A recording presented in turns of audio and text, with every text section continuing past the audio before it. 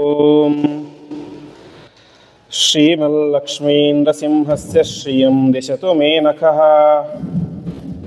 ಸ್ವಭಕ್ತಾಭೀಷ್ಟದಾನಾಯ ಸಮುಪಾತ್ತದಶಾಕೃತೇಃ ಯಯೈವೇದಂ ಸಚ್ಚಿನ್ನಿರುಪಮನಿಜಾನಂದನಿರತಂ ಪರಬ್ರಹ್ಮಾಪ್ಯಾದೋ ಗುಣಸಮತನೂರಾಪ್ಯಸೃಜತಿ ಅವತ್ಯತ್ತಿ ಪ್ರೇಷ್ಠಾನ್ ಪದಮಪಿ ನಯತ್ಯಸ್ತ ವಿಪದಃ ಪರಬ್ರಹ್ಮಾಣಿ ಸಾಧನು ವಿಜಯತೆ ಮಧ್ರುದಿ ಸದಾ ಸ್ವಾಂತಸ್ಥಾನಂತಶಯ್ಯಾಯ ಪೂರ್ಣಜ್ಞಾನರಸಾರ್ಣಸೇ ಉತ್ತುಂಗವಾಕ್ತರಂಗಾಯ ಮಧ್ವದುಗ್ಧಾಬ್ಧಯೇ ನಮಃ. ಶ್ರೀಮತೋ ರಾಘವೇಂದ್ರಸ್ಯ ನಮಾಮಿ ವದಪಂಕಜೇ ಕಾಮಿತಾಶೇಷಕಲ್ಯಾಣಕಲನಾ ಕಲ್ಪಪಾದಪೌ ವಿಷ್ಣುತೀರ್ಥಕಲ್ಪವೃಕ್ಷೋ ವಿಷ್ಣುತೀರ್ಥಶ್ಚ ಕಾಮಧುಕ್ ಚಿಂತಾಮಣಿರ್ವಿಷ್ಣುತೀರ್ಥೋ ಯತೀಂದ್ರಃ ಸರ್ವಕಾಮದಃ ತಪಸ್ವಾಧ್ಯಾಯ ಶುಶ್ರೂಷಾ ಕೃಷ್ಣಪೂಜಾರತಂ ಮುನಿಂ ವಿಶ್ವೇಶಮಿಷ್ಟದಂ ವಂದೇ ಪರಿವ್ರಾಟ್ ಚಕ್ರವರ್ತಿನಂ. ಶ್ರೀಗುರುಭ್ಯೋ ನಮಃ. ಹರಿ ಓಂ. ನಿನ್ನೆಯ ಪ್ರವಚನದಲ್ಲಿ ಒಟ್ಟು 19 ಶ್ಲೋಕಗಳವರೆಗೆ ಚಿಂತನೆಯಾಗಿತ್ತು. 182 ನಾಮಗಳಾಗಿತ್ತು. ಇಂದಿನಿಂದ 20ನೇ ಶ್ಲೋಕ ಪ್ರಾರಂಭ ಆಗುತ್ತೆ. ಮಹೇಶ್ವಾಸೋ ಮಹೀಭರ್ತ ಶ್ರೀನಿವಾಸ ಸತಾಂಗತಿ ಅನಿರುದ್ಧ ಸದಾನಂದೋ ಗೋವಿಂದೋ ಗೋವಿದಾಂಪತಿ ಎಂಬುದಾಗಿ. ಮೊದಲನೇ ನಾಮ ಮಹೇಶ್ವಾಸ ಅಂತ. ಇಶು ಅಂತಂದರೆ ಬಾಣ ಅಂತ ಸಂಸ್ಕೃತದಲ್ಲಿ ಅರ್ಥ. ಮಹೇಶ್ವಾಸ ಅಂತಂದರೆ ಶ್ರೇಷ್ಠವಾದಂತಹ ಬಾಣಗಳಿರುವಂಥವನು ಪರಮಾತ್ಮ ಎಂಬುದಾಗಿ ಅರ್ಥ. ಪರಮಾತ್ಮ ನಾವು ರಾಮಾವತಾರದಲ್ಲಿ ನೋಡಿದಾಗ ಪರಮಾತ್ಮ ರಾಮಾವತಾರದಲ್ಲಿ ಚಕ್ರ ಹಿಡಿಲಿಲ್ಲ, ಖಡ್ಗ ಹಿಡಿಲಿಲ್ಲ, ಗದೆ ಹಿಡಿಲಿಲ್ಲ. ಹಿಡಿದಿದ್ದೇನು ಬರೀ ಬಿಲ್ಲು ಬಾಣ.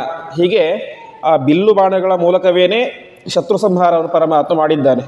ಪ್ರಾರಂಭದಲ್ಲಿ ಯಾವ ವಿಶ್ವಾಮಿತ್ರರ ಯಜ್ಞ ರಕ್ಷಣೆ ಮಾಡಲಿಕ್ಕೆ ಅಂತ ತಾನು ಹೋದ.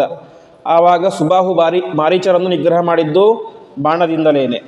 ಅದಾದ ಮೇಲೆ ಯಾವ ವಾಲಿಯನ್ನು ನಿಗ್ರಹ ಮಾಡಿ ಸಂಹಾರ ಮಾಡಿದ್ದು ಕೂಡ ಬಾಣದಿಂದಲೇ. ರಾವಣ ಕುಂಭಕರ್ಣರನ್ನು ಸಂಹಾರ ಮಾಡಿದ್ದು ಆ ಬಾಣದಿಂದಲೇ.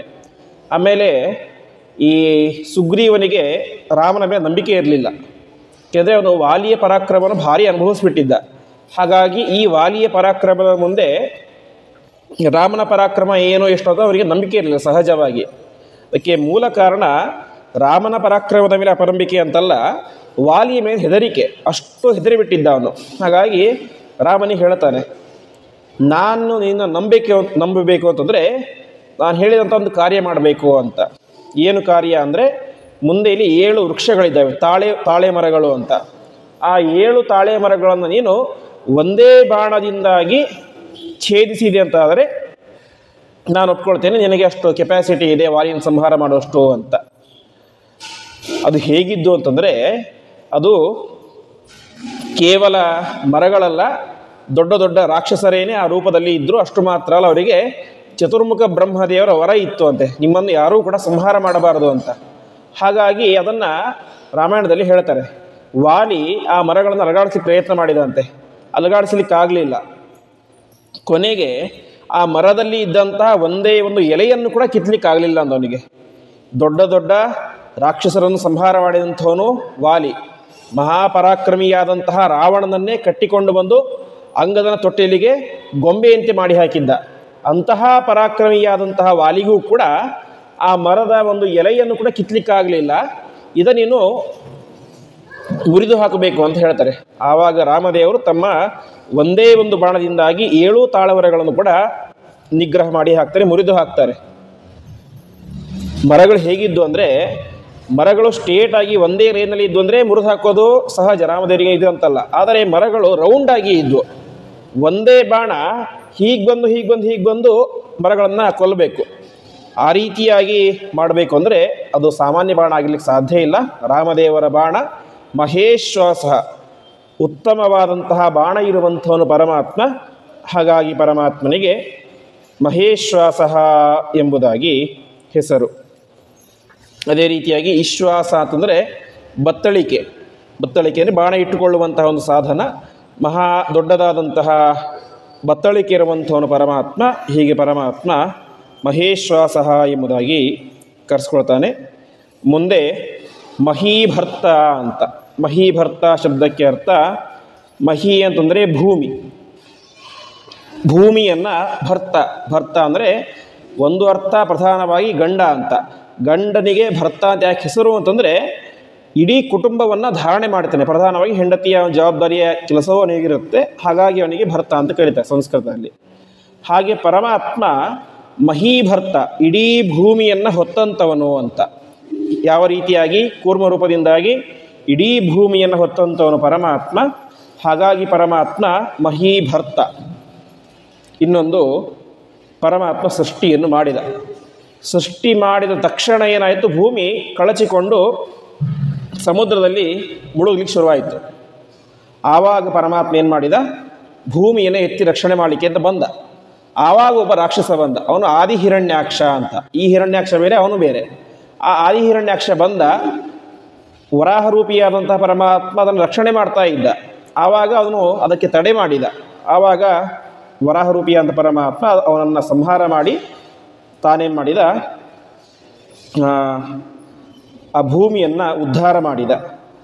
ಅದೇ ರೀತಿಯಾಗಿ ಮತ್ತೆ ಮುಂದೆ ಯಾವ ಜಯ ವಿಜಯರು ಭೂಮಿಯಲ್ಲಿ ಹುಡ್ತಾರಲ್ಲ, ಆವಾಗ ಮತ್ತೆ ಹಿರಣ್ಯಾಕ್ಷ ಹುಟ್ಟಿದ. ಆ ಹಿರಣ್ಯಾಕ್ಷ ಮುಂದೆ ಹಿಂದೆ ಏನಾಗಿತ್ತು, ಭೂಮಿ ತಾನಾಗಿಯೇ ಮುಳುಗಬೇಕಾದರೆ ಎತ್ತಲಿಕ್ಕೆ ಅಂತ ಪರಮಾತ್ಮ ಬಂದಾಗ ಅದಕ್ಕೆ ತಡೆ ಮಾಡಿದ್ದ. ಈಗ ಸ್ವಯಂ ಹಿರಣ್ಯಾಕ್ಷನೇ ತಾನೇ ಆ ಭೂಮಿಯನ್ನು ಮುಳುಗಿಸಿದ. ಆವಾಗಲೂ ಪರಮಾತ್ಮ ವರಾಹನಾಗಿ ಅವತಾರ ಮಾಡಿ ಅವನ ಸಂಹಾರವನ್ನು ಮಾಡಿ ಆ ಭೂಮಿಯನ್ನು ತನ್ನ ಕೋರೆ ದಾಡಿಗಳ ಮೇಲೆ ಎತ್ತಿಕೊಂಡು ತಾನೇ ಮಾಡಿದ, ಮತ್ತೆ ಅದನ್ನು ವಾಪಸ್ ತನ್ನ ಕಕ್ಷೆಯಲ್ಲಿ ನಿಲ್ಲಿಸಿದ. ಹೀಗೆ ಪರಮಾತ್ಮ ಮಹೀಭರ್ತ, ಇಡೀ ಭೂಮಿಯನ್ನು ಕೂರ್ಮರೂಪದಿಂದ ಹೊತ್ತಿದ್ದಾನೆ. ಭೂಮಿ ಮೊದಲು ತನ್ನಷ್ಟಕ್ಕೆ ತಾನೇ ಮುಳುಗಿದಾಗ ಭೂಮಿಯನ್ನು ಎತ್ತಿದ, ಹಿರಣ್ಯಾಕ್ಷ ಮುಳುಗಿಸಿದಾಗ ಭೂಮಿಯನ್ನು ಎತ್ತಿದ. ಹೀಗೆ ಪರಮಾತ್ಮ ಪೃಥಿವಿಯನ್ನು ಹೊತ್ತಂಥವನು ಮಹೀಭರ್ತ. ಇನ್ನೊಂದು ಭೂದೇವಿ, ಈ ಭೂಮಿಗೆ ಅಭಿಮಾನಿಯಾದಂತಹ ಒಬ್ಬ ದೇವತೆ. ವಾಸ್ತವಿಕವಾಗಿ ಅವಳು 18ನೇ ಕಕ್ಷೆಯಲ್ಲಿ ಬರುವಂತಹ ಒಬ್ಬ ದೇವತೆ. ಅವಳಿಗೆ ನಿಯಾಮಕಳಾಗಿ ಸಾಕ್ಷಾತ್ ಲಕ್ಷ್ಮೀದೇವಿಯೇ ಭೂ ಎಂಥ ರೂಪದಿಂದ ಇದ್ದಾಳೆ. ಹೀಗೆ ಅವಳಿಗೂ ಕೂಡ ಭರ್ತ ಹೊತ್ತುಕೊಂಡಂಥವನು. ಹಾಗೆ ಭೂ ಎನ್ನುವಂಥ ಲಕ್ಷ್ಮೀದೇವಿಗೂ ಗಂಡನಾದಂಥವನು ಪರಮಾತ್ಮ.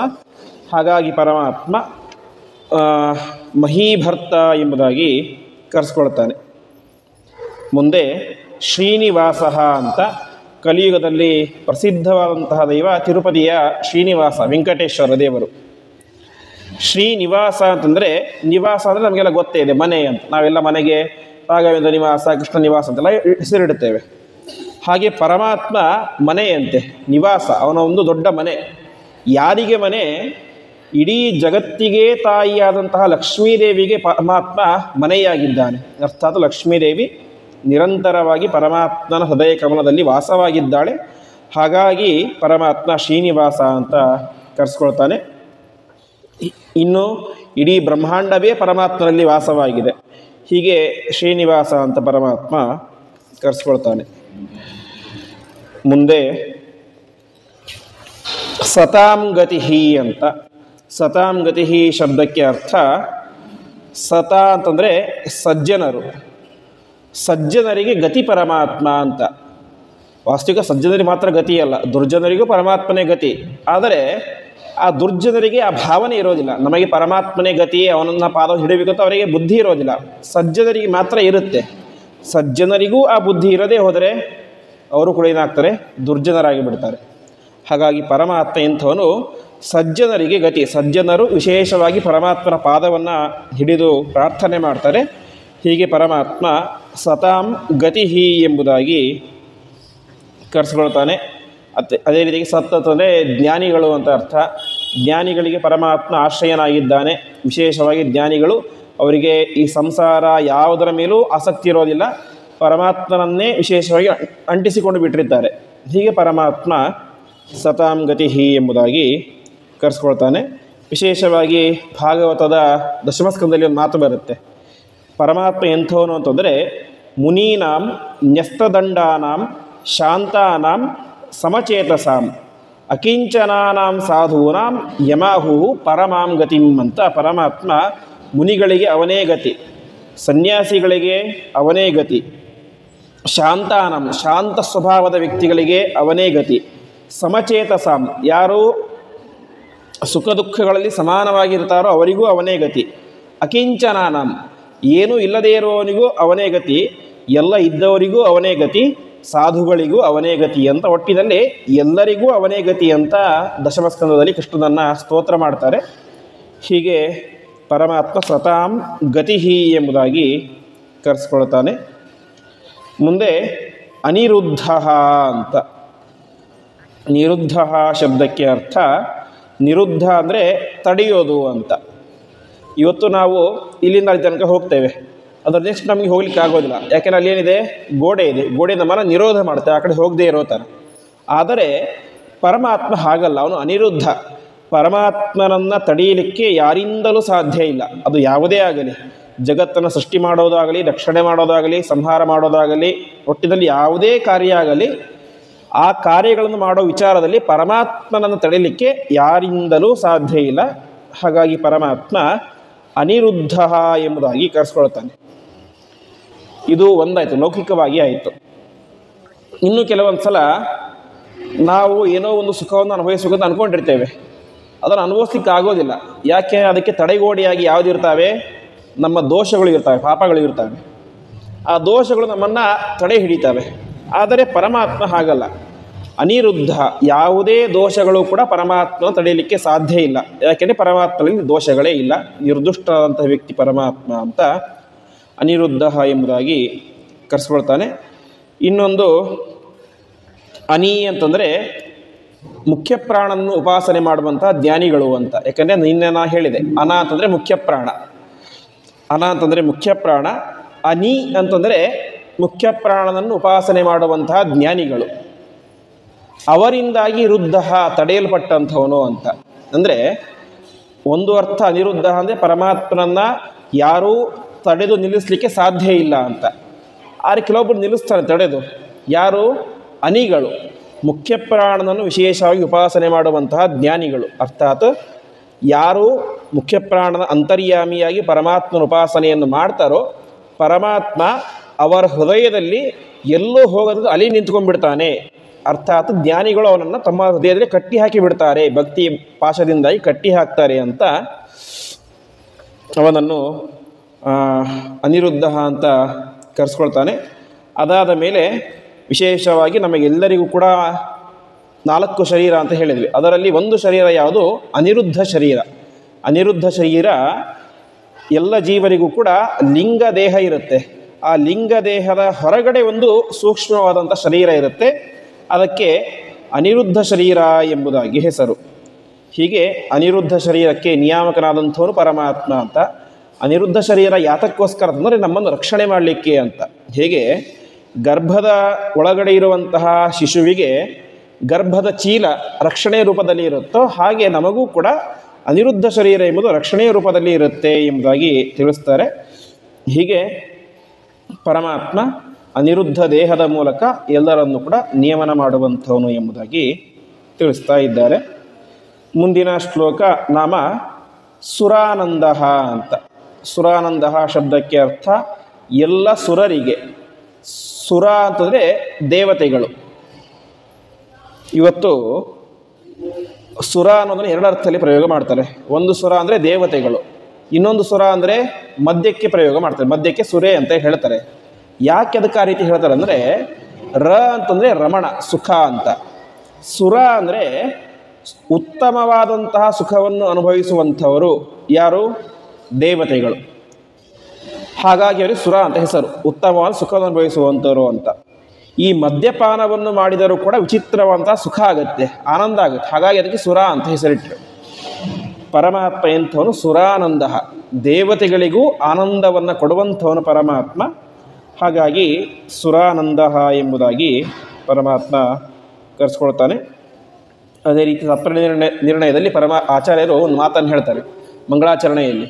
ನಾರಾಯಣಾಯ ಪರಿಪೂರ್ಣ ಗುಣಾರ್ಣವಾಯ ವಿಶ್ವೋದಯ ಸ್ಥಿತಿಲಯೋ ನೀತಿಪ್ರದಾಯ ಜ್ಞಾನಪ್ರದಾಯ ವಿಬುಧಾಸುರ ಸೌಖ್ಯ ದುಃಖ ಸತ್ಕಾರಣಾಯ ವಿತತಾಯ ನಮೋ ನಮಸ್ತೆ ಅಂತ ವಿಬುಧಾಸುರ ಸೌಖ್ಯ ಜ್ಞಾನಿಗಳಿಗೂ ಆನಂದವನ್ನು, ಜ್ಞಾನಿಗಳು ಅಂದರೆ ಇಲ್ಲಿ ವಿಬುಧರು ಅಂದರೆ ದೇವತೆಗಳು ಅಂತ, ಬುಧ ಅಂದರೆ ಜ್ಞಾನ, ವಿಬುಧ ಅಂತಂದರೆ ಶ್ರೇಷ್ಠ ಜ್ಞಾನಿಗಳು ಅರ್ಥಾತ್ ದೇವತೆಗಳು, ಅವರಿಗೆ ಆನಂದವನ್ನು ಕೊಡುವನು ಅಂತ ಆಚಾರ್ಯರಲ್ಲಿ ಹೇಳ್ತಾರೆ. ಹೀಗೆ ಪರಮಾತ್ಮ ಸುರಾನಂದ ಎಂಬುದಾಗಿ ಕರೆಸ್ಕೊಳ್ತಾನೆ. ಮುಂದೆ ಗೋವಿಂದ ಅಂತ, ಗೋವಿಂದ ಶಬ್ದಕ್ಕೆ ಅರ್ಥ, ಇದು ಅತ್ಯಂತ ಪ್ರಸಿದ್ಧವಾದಂತಹ ನಾಮ. ಗೋವಿಂದ ನಾವು ಪ್ರತಿನಿತ್ಯ ಹೇಳ್ತೇವೆ, ಊಟಕ್ಕೆ ಕೊಡಬೇಕಾದ್ರೂ ಕೂಡ ಲಕ್ಷ್ಮೀ ರಮಣ ಗೋವಿಂದ ಗೋವಿಂದ ಅಂತ ಹೇಳ್ತೇವೆ. ಅದೇ ರೀತಿಯಾಗಿ ಸಂಧ್ಯಾವಂದನೆ ಎಲ್ಲ ಮುಗಿದ ಮೇಲೆ ಕೊನೆಗೆ ಅಚ್ಯುತಾಯ ನಮಃ ಅನಂತಾಯ ನಮಃ ಗೋವಿಂದಾಯ ನಮಃ ಅಂತ ಹೇಳ್ತೇವೆ. ಹೀಗೆ ಗೋವಿಂದ ನಾಮ ಅತ್ಯಂತ ಪ್ರಸಿದ್ಧವಾದಂತಹ ನಾಮ. ಯಾಕೆ ಪರಮಾತ್ಮನಿಗೆ ಗೋವಿಂದ ಅಂತಂದರೆ, ಗಾ ಅಂತಂದರೆ ಮಾತುಗಳು, ಗೋ ಗಾ ಅಂತಲೇ ಮಾತುಗಳು ಅಂತ, ವೇದವಾಣಿಗಳು. ಆ ಎಲ್ಲ ವೇದದ ಅರ್ಥವನ್ನು ಚೆನ್ನಾಗಿ ತಿಳಿದಂಥವನು ಪರಮಾತ್ಮ. ಹಾಗಾಗಿ ಪರಮಾತ್ಮ ಗೋವಿಂದ ಎಂಬುದಾಗಿ ಕರೆಸ್ಕೊಳ್ತಾನೆ. ಹಾಗೆ ಗೋಗಳು ಅಂತಂದರೆ ಆಕಳುಗಳು. ಪರಮಾತ್ಮ ಕೃಷ್ಣನಾಗಿ ಅವತಾರ ಮಾಡಿದಾಗ ವಿಶೇಷವಾಗಿ ಗೋವುಗಳಿಗೆ ಒಡೆಯನಾಗಿದ್ದ, ಗೋಪಾಲಕನಾಗಿ ಎಲ್ಲ ಗೋವುಗಳನ್ನು ಕೂಡ ನಿರಂತರವಾಗಿ ರಕ್ಷಣೆ ಮಾಡಿದ್ದ. ಹೀಗೆ ಪರಮಾತ್ಮ ಗೋವಿಂದ ಎಂಬುದಾಗಿ ಕರೆಸ್ಕೊಳ್ತಾನೆ. ಆಮೇಲೆ ಗೋವಿದಾಂ ಪತಿಹಿ ಅಂತ, ಗೋವಿದರು ಅಂತಂದರೆ ವೇದಗಳನ್ನು ತಿಳಿದಂಥವರು ಅಂತ. ಗೋ ಅಂತಂದರೆ ವೇದಗಳು, ಅದನ್ನು ತಿಳಿದಂತಹ ಜ್ಞಾನಿಗಳಿಗೆ, ಯಾರು ವಿಶೇಷವಾಗಿ ನಿರಂತರವಾಗಿ ವೇದದ ಅಧ್ಯಯನವನ್ನು ಮಾಡ್ತಾರೋ. ವೇದದ ಅಧ್ಯಯನ ಅಂತಂದರೆ ಹಿಂದಿನ ಹೇಳಿದಂತೆ ಬರೀ ವೇದ ಅಲ್ಲ, 6 ಶಾಸ್ತ್ರಗಳು, ಶಿಕ್ಷಾ, ವ್ಯಾಕರಣ, ಛಂದಸ್ಸು, ನಿರುಕ್ತ, ಜ್ಯೋತಿಷ್ಯ, ಕಲ್ಪ ಅಂತ 6 ಅಂಗಶಾಸ್ತ್ರಗಳು. ಅದನ್ನು ಅಧ್ಯಯನವನ್ನು ಮಾಡಿ ಅದರ ಮೂಲಕ ವೇದದ ಅಧ್ಯಯನವನ್ನು ಯಾರು ಮಾಡ್ತಾರೋ ಅಂತಹ ಜ್ಞಾನಿಗಳಿಗೆ ಪರಮಾತ್ಮ ನಿರಂತರವಾಗಿ ರಕ್ಷಣೆ ಮಾಡ್ತಾ ಇರ್ತಾನೆ, ಅವರಿಗೆ ವಿಶೇಷ ಅನುಗ್ರಹವನ್ನು ಮಾಡ್ತಾನೆ ಅಂತ ಅವನನ್ನು ಗೋವಿದಾಂ ಪತಿಹಿ ಎಂಬುದಾಗಿ ಕರೀತಾರೆ. ಶಾಸ್ತ್ರ ವೇದ ಅಧ್ಯಯನ ಮಾಡೋರನ್ನು ಬೈಯುತ್ತೆ. ಒಂದು ಕಡೆ ಯಾರನ್ನು ಬೈಯುತ್ತೆ ಅಂದರೆ, ಯಾರು ಬರೀ ವೇದವನ್ನು ಅಧ್ಯಯನ ಮಾಡ್ತಾರೋ, ಅರ್ಥಾತ್ ವೇದದ ಅರ್ಥವನ್ನು ತಿಳಿಯದೆ ಬರೀ ವೇದವನ್ನು ಬಾಯ್ಪಾಠ ಮಾಡ್ತಾರೋ, ಅವರು ಹೊಡಿತಾರೋ, ಅವರನ್ನು ವೇದ ವ್ಯರ್ಥರಾದವರು ಅಂತ ಬೇಯುತ್ತೆ. ಇವತ್ತು ನಾವೆಲ್ಲ ಮಾಡ್ತಿರೋದೇ, ನಮಗೆಲ್ಲ ವೇದ ಅರ್ಥ ಆಗೋದಿಲ್ಲ. ಸಾಮಾನ್ಯ ಸಂಸ್ಕೃತವೇನೇ ಕೆಲವು ಸಹ ಅರ್ಥ ಆಗೋದಿಲ್ಲ, ಅದರಲ್ಲಿ ವೇದ ಅರ್ಥ ಆಗೋದು ಇನ್ನೂ ಕಷ್ಟ. ನಮ್ಮ ಯುಗಕ್ಕೆ ತಕ್ಕಂತೆ ಬರೀ ವೇದವನ್ನು ಬಾಯ್ಪಾಠ ಮಾಡ್ಕೊಂಡು ಹೋಗ್ತೇವೆ. ಆದರೆ ನಿಜವಾಗಿಯೂ ಕೂಡ ವೇದಾಭ್ಯಾಸ ಅಂದರೆ ವೇದದ ಅರ್ಥವನ್ನು ತಿಳಿದು ಅದನ್ನು ಪಾರಾಯಣ ಮಾಡೋದು ಅತ್ಯಂತ ಶ್ರೇಷ್ಠವಾದದ್ದು ಅಂತ ಹೇಳುತ್ತೆ. ಹಾಗಾಗಿ ವೇದದ ಅರ್ಥವನ್ನು ತಿಳಿದವರು ಅಂದರೆ ಪರಮಾತ್ಮನಿಗೆ ಭಾರೀ ಪ್ರೀತಿ ಅಂತ. ಹಾಗಾಗಿ ಗೋವಿದಾಂ ಪತಿಹಿ ಎಂಬುದಾಗಿ ಪರಮಾತ್ಮ ಕರೆಸ್ಕೊಳ್ತಾನೆ. ಮುಂದೆ 21ನೇ ಶ್ಲೋಕ. ಮರೀಚಿರ್ದಮನೋ ಹಂಸಃ ಸುಪರ್ಣೋ ಭುಜಗೋತ್ತಮಃ ಹಿರಣ್ಯನಾಭಃ ಸುತಪಾಃ ಪದ್ಮನಾಭಃ ಪ್ರಜಾಪತಿಃ ಎಂಬುದಾಗಿ. ಮೊದಲನೆಯದ್ದು ಮರೀಚಿ ಅಂತ. ಮರೀಚಿ ಶಬ್ದಕ್ಕೆ ಅರ್ಥ ಪ್ರಕಾಶ, ಬೆಳಕು ಅಂತ ಅರ್ಥ. ಹಾಗಾಗಿ ಪರಮಾತ್ಮ ಏನಾಗಿದ್ದಾನೆ, ಮಹಾ ಪ್ರಕಾಶ ಸ್ವರೂಪಿಯಾಗಿದ್ದಾನೆ. ಹಾಗಾಗಿ ಪರಮಾತ್ಮ ಮರೀಚಿ ಎಂಬುದಾಗಿ ಕರೆಸ್ಕೊಳ್ತಾನೆ. ವಿಶೇಷವಾಗಿ ಛಾಂದೋಗ್ಯ ಉಪನಿಷತ್ತಿಗೆ ವ್ಯಾಖ್ಯಾನ ಮಾಡಬೇಕಾದ್ರೆ ಆಚಾರ್ಯರು ಕೂಡ ಪರಮಾತ್ಮನನ್ನು ಮರೀಚಿ ಅಂತ ಕರೀತಾರೆ. ಪ್ರೋಕ್ತೋ ಮರೀಚಿ ಮಿತ ರುಕ್ತೋತಃ ಎಂಬುದಾಗಿ ಪರಮಾತ್ಮ ತಾನೇನಾಗಿದ್ದಾನೆ, ಮರೀಚಿ ಅಂತ ಪ್ರಖ್ಯಾತನಾಗಿದ್ದಾನೆ ಅಂತ ಆಚಾರ್ಯರು ಕೂಡ ಹೇಳುತ್ತಾರೆ. ಹೀಗೆ ಪರಮಾತ್ಮ ಮರೀಚಿ. ಇನ್ನೊಂದು ಅರ್ಥ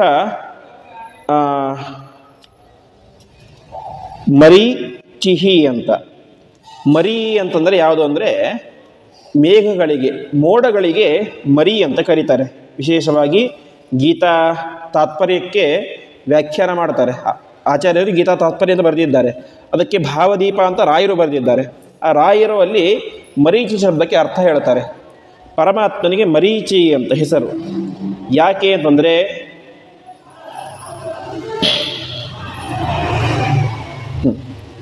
ಮರ ಅಂತಂದರೆ ನೀರು, ಮರ ಅಂತಂದರೆ ನೀರು. ಮರಿ ಅಂದರೆ ನೀರು ಯಾವುದರಲ್ಲಿ ಇರುತ್ತೋ ಅದು ಮರಿ, ಅರ್ಥಾತ್ ಮೋಡಗಳಲ್ಲಿ ನೀರಿರುತ್ತೆ. ಹಾಗಾಗಿ ಮರಿ. ಅದು ಒಂದೇ ಕಡೆ ಇರೋದಿಲ್ಲ, ಮೋಡ ಆ ಕಡೆ ಈ ಕಡೆ ಹೋಗ್ತಾ ಇರುತ್ತೆ, ಚಾಲನೆ ಆಗ್ತಾ ಇರುತ್ತೆ. ಹಾಗಾಗಿ ಮರಿಯನ್ನು ಅರ್ಥಾತ್ ನೀರಿರುವಂತಹ ಮೋಡವನ್ನು ಚಾಲನೆ ಮಾಡುವಂಥವನು ಪರಮಾತ್ಮ, ಗಾಳಿಯ ಮೂಲಕ ಆ ಕಡೆ ಈ ಕಡೆ ಚಲನೆ ಮಾಡುವಂಥವನು. ಹಾಗಾಗಿ ಪರಮಾತ್ಮ ಮರೀಚಿಹಿ ಎಂಬುದಾಗಿ ಕರೆಸ್ಕೊಳ್ತಾನೆ ಅಂತ. ಚಾಲನೆ ಯಾಕೆ ಮಾಡಬೇಕು ಅಂತ ಅದಕ್ಕೆ ಶಾಸ್ತ್ರ ಹೇಳುತ್ತೆ, ಆ ಮೋಡದಲ್ಲಿರುವಂತಹ ಅನೇಕ ಹನಿಗಳಲ್ಲಿ ಜೀವರಿರ್ತಾರೆ. ಆ ಜೀವರು ತಮ್ಮ ತಮ್ಮ ಪ್ರಾರಬ್ಧ ಕರ್ಮಕ್ಕೆ ಅನುಸಾರವಾಗಿ ಒಂದೊಂದು ಕಡೆ ಹುಟ್ಟಬೇಕು ಅಂತ ನಿಯಮ ಇರುತ್ತೆ. ಆ ಮಳೆಯ ಹನಿಯ ರೂಪದಲ್ಲಿ ಬಿದ್ದಂತಹ ಜೀವರು ಒಂದು ಹೊಲದಲ್ಲಿ ಬಿದ್ದು ಅಲ್ಲಿ ಒಂದು ಯಾವುದೋ ಧಾನ್ಯದಲ್ಲಿ ಸೇರಿಕೊಂಡು ಅದರ ಮೂಲಕ ಪುರುಷನ ದೇಹವನ್ನು ಸೇರಿಕೊಂಡು ಆ ಪುರುಷನ ದೇಹದ ಮೂಲಕ ಹೆಣ್ಣಿನ ಗರ್ಭವನ್ನು ಪ್ರವೇಶ ಮಾಡ್ತಾನೆ. ಹಾಗಾಗಿ ಪರಮಾತ್ಮ ಆ ಜೀವರನ್ನು ಅಲ್ಲಲ್ಲಿ ಹೋಗಬೇಕು ಅವರು, ಅದಕ್ಕೋಸ್ಕರ ತಾನೇ ಮಾಡ್ತಾನೆ, ಚಲಿಸುವಂತೆ ಮಾಡ್ತಾನೆ. ಹೀಗೆ ಪರಮಾತ್ಮ ಮರೀಚಿಹಿ ಎಂಬುದಾಗಿ ಕರೆಸ್ಕೊಳ್ತಾನೆ ಅಂತ ರಾಯರು ಭಾವದೀಪದಲ್ಲಿ ಅದಕ್ಕೆ ಅರ್ಥವನ್ನು ಹೇಳ್ತಾರೆ. ಹೀಗೆ ಪರಮಾತ್ಮ ಮರೀಚಿ ಅಂತ ಕರೆಸ್ಕೊಳ್ತಾನೆ. ಮುಂದೆ ದಮನಃ ಅಂತ. ದಮನ ಅಂದರೆ ಗೊತ್ತೇ ಇದೆ, ಅದು ನಾಶ ಮಾಡುವುದು ಅಂತ.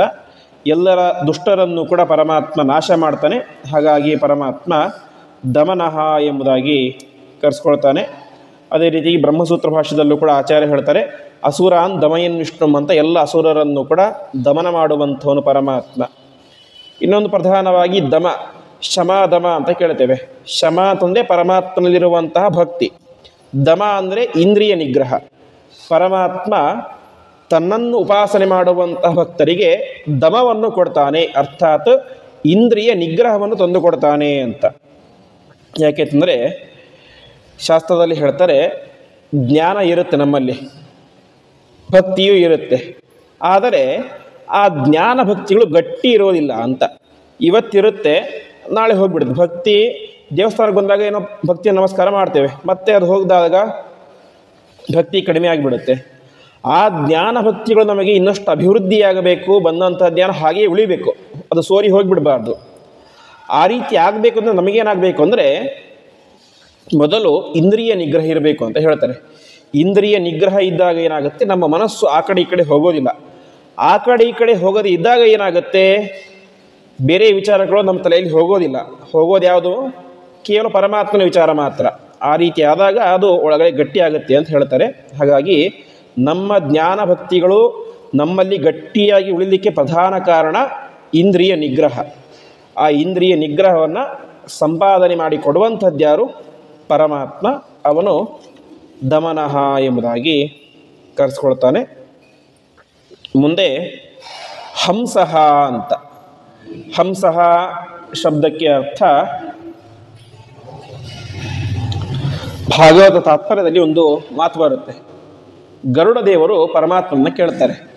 ಈ ಜಗತ್ತಿನಲ್ಲಿ ಅನೇಕ ಮಾತನ್ನು ಕೇಳ್ತೇವೆ, ಹಂಸರು, ಪರಮಹಂಸರು ಅಂತೆಲ್ಲ ಕೇಳ್ತೇವೆ ನಾವು, ಪರಮ ಸನ್ಯಾಸಿಗಳು ಅಂತೆಲ್ಲ. ಈ ಗರುಡ ಕೇಳ್ತೇನೆ, ಕೇ ಹಂಸ ಪರೋ ಹಂಸ ಅಂತ. ಹಂಸ ಅಂದರೆ ಯಾರು, ಪರಮಹಂಸರು ಅಂದರೆ ಯಾರು ಅಂತ ಗರುಡ ಕೇಳ್ತಾನೆ. ಆವಾಗ ಪರಮಾತ್ಮ ಹೇಳ್ತಾನೆ, ನಿಜವಾದಂತಹ ಹಂಸ ಅಂದರೆ ನಾನೊಬ್ಬನೇ. ಯಾಕೆಂದರೆ ನಿರಂತರವಾಗಿ ಸುಖಸ್ವರೂಪಿಯಾಗಿ ಇರ್ತೇನೆ, ಯಾವುದರ ಮೇಲೂ ನನಗೆ ಅಟ್ಯಾಚ್ಮೆಂಟ್ ಅನ್ನೋದು ಇರೋದಿಲ್ಲ. ಹಾಗಾಗಿ ಪರಮಾತ್ಮ ತಾನೇ ಹಂಸ ಎಂಬುದಾಗಿ ಹೇಳಿಕೊಂಡಿದ್ದು ಗರುಡ ಪುರಾಣದಲ್ಲಿ ಬರುತ್ತೆ. ಆ ಗರುಡ ಪುರಾಣದಲ್ಲಿ ಬಂದಂತಹ ಮಾತನ್ನು ಆಚಾರ್ಯರು ಭಾಗವತ ತಾತ್ಪರ್ಯದಲ್ಲಿ ಹೇಳ್ತಾರೆ. ಹೀಗೆ ಪರಮಾತ್ಮ ಹಂಸಃ ಎಂಬುದಾಗಿ ಕರೆಸ್ಕೊಳ್ತಾನೆ. ಅದೇ ರೀತಿಯಾಗಿ ಹಂಸ ಪಕ್ಷಿಗಳಲ್ಲಿ ಇದ್ದುಕೊಂಡು ಪರಮಾತ್ಮ ತಾನೇ ಮಾಡ್ತಾನೆ, ಅವುಗಳಿಗೆ ಒಳ್ಳೆಯ ಸೌಂದರ್ಯವನ್ನು ಕೊಟ್ಟಿರ್ತಾನೆ. ಹೀಗೆ ಪರಮಾತ್ಮ ಹಂಸಃ ಅಂತ ಕರೆಸ್ಕೊಳ್ತಾನೆ. ಅದೇ ರೀತಿಯಾಗಿ ಇನ್ನೊಂದು ಪ್ರಧಾನವಾದಂತಹ ಕಾರ್ಯ, ಮುಖ್ಯ ಪ್ರಾಣದೇವರು ನಾವು ಪ್ರತಿನಿತ್ಯ ಎಷ್ಟು ಉಸಿರಾಟ ಮಾಡ್ತೇವೋ ಆ ಪ್ರತಿಯೊಂದು ಉಸಿರಾಟವನ್ನು ಕೂಡ ಹಂಸ ಸೋಹಂ ಸ್ವಾಹ ಎನ್ನುವಂತಹ ಹಂಸ ಮಂತ್ರವನ್ನಾಗಿ ಪರಿವರ್ತನೆ ಮಾಡಿ ಪರಮಾತ್ಮನಿಗೆ ಸಮರ್ಪಣೆ ಮಾಡ್ತಾರೆ. ಹೀಗೆ ನಮಗೆ ಗೊತ್ತಿಲ್ಲದೆ ನಾವೇನು ಮಾಡ್ತಾ ಇದ್ದೇವೆ, ಹಂಸ ಮಂತ್ರ ಜಪ ಮಾಡ್ತಾ ಇದ್ದೇವೆ. ನಮಗೆ ನಾವು ಉಸಿರಾಟ ಮಾಡ್ತಾ ಇರೋದು ಗೊತ್ತಿಲ್ಲ, ನಮಗೇನಾದರೂ ಗೊತ್ತಾಗುತ್ತಾ ಉಸಿರಾಟ ಮಾಡ್ತಾ ಇದ್ದೀವಿ, ತುಂಬ ಪ್ರಯತ್ನ ಮಾಡಿ ಉಸಿರಾಟ ಮಾಡ್ತಾ ಇದ್ದೀನಿ ಅಂತ? ಅದು ಸಹಜವಾಗಿ ಆಗ್ತಾನೇ ಇರುತ್ತೆ. ಹಾಗೆ ನಮ್ಮ ಪ್ರಯತ್ನ ಇಲ್ಲದೆ ಸಹಜವಾಗಿ ಆಗುವಂಥ, ನಾವು ಮಲಗಿದ್ದಾಗಲೂ ಮಾಡುವಂಥ ಉಸಿರಾಟವನ್ನು ವಾಯುದೇವರು ಏನು ಮಾಡ್ತಾರೆ, ಹಂಸವಂತ ಜಪವನ್ನಾಗಿ ಅದನ್ನು ಪರಮಾತ್ಮನಿಗೆ ಸಮರ್ಪಣೆ ಮಾಡ್ತಾರೆ. ಹೀಗೆ ಪರಮಾತ್ಮ ಹಂಸಃ ಎಂಬುದಾಗಿ ಮಂತ್ರದಿಂದಾಗಿ ಪ್ರತಿಪಾದ್ಯನಾಗಿದ್ದಾನೆ ಅಂತ. ಮುಂದೆ ಸುಪರ್ಣಃ. ಪರ್ಣ ಅಂತಂದರೆ ಒಂದು ಅರ್ಥ ಎಲೆ ಅಂತ, ಇನ್ನೊಂದು ಅರ್ಥ ರೆಕ್ಕೆ ಅಂತ. ಸುಪರ್ಣ ಅಂತಂದರೆ ಸುಂದರವಾದಂತಹ ರೆಕ್ಕೆ ಇರುವಂಥದ್ದು ಯಾರು? ಗರುಡ. ಆ ಗರುಡನಲ್ಲಿ ಪರಮಾತ್ಮ ತಾನು ಸನ್ನಿಹಿತನಾಗಿದ್ದಾನೆ. ಹಾಗಾಗಿ ಪರಮಾತ್ಮ ತಾನು ಸುಪರ್ಣ ಅಂತ ಕರೆಸ್ಕೊಳ್ತಾನೆ. ಯಾಕೆ ಅಂತಂದರೆ ಪರಮಾತ್ಮ ಗೀತೆಯಲ್ಲಿ ಹೇಳ್ತಾನೆ, ವಿಭೂತಿ ಸಂಧಿಯಲ್ಲಿ, ವಿಭೂತಿಯ ಅಧ್ಯಾಯದಲ್ಲಿ ಒಂದೊಂದು ಕಡೆ ತನ್ನ ವಿಭೂತಿ ರೂಪ ಇದೆ ಅಂತ ಹೇಳಬೇಕಾದ್ರೆ, ಪಕ್ಷಿಗಳಲ್ಲಿ ನನ್ನ ವಿಭೂತಿ ರೂಪ ಎಲ್ಲಿದೆ ಅಂತಂದರೆ ವೈನತೇಯಶ್ಚ ಪಕ್ಷಿಣಾಂ, ಪಕ್ಷಿಗಳಲ್ಲಿ ಗರುಡದಲ್ಲಿ ನನ್ನ ವಿಶೇಷವಾದ ವಿಭೂತಿ ರೂಪ ಇದೆ ಅಂತ ಹೇಳ್ತಾನೆ. ಆಮೇಲೆ ನಮಗೆಲ್ಲ ಗೊತ್ತೇ ಇದೆ, ಪರಮಾತ್ಮ ಗರುಡನಿಗೆ ವಿಶೇಷ ಅನುಗ್ರಹ ಮಾಡಿ ನಿರಂತರವಾಗಿ ಅವನ ಮೇಲೆ ಕುಳಿತುಕೊಂಡು ಸಂಚಾರ ಮಾಡ್ತಾ ಇದ್ದಾನೆ, ಗರುಡ ವಾಹನ ಪರಮಾತ್ಮ.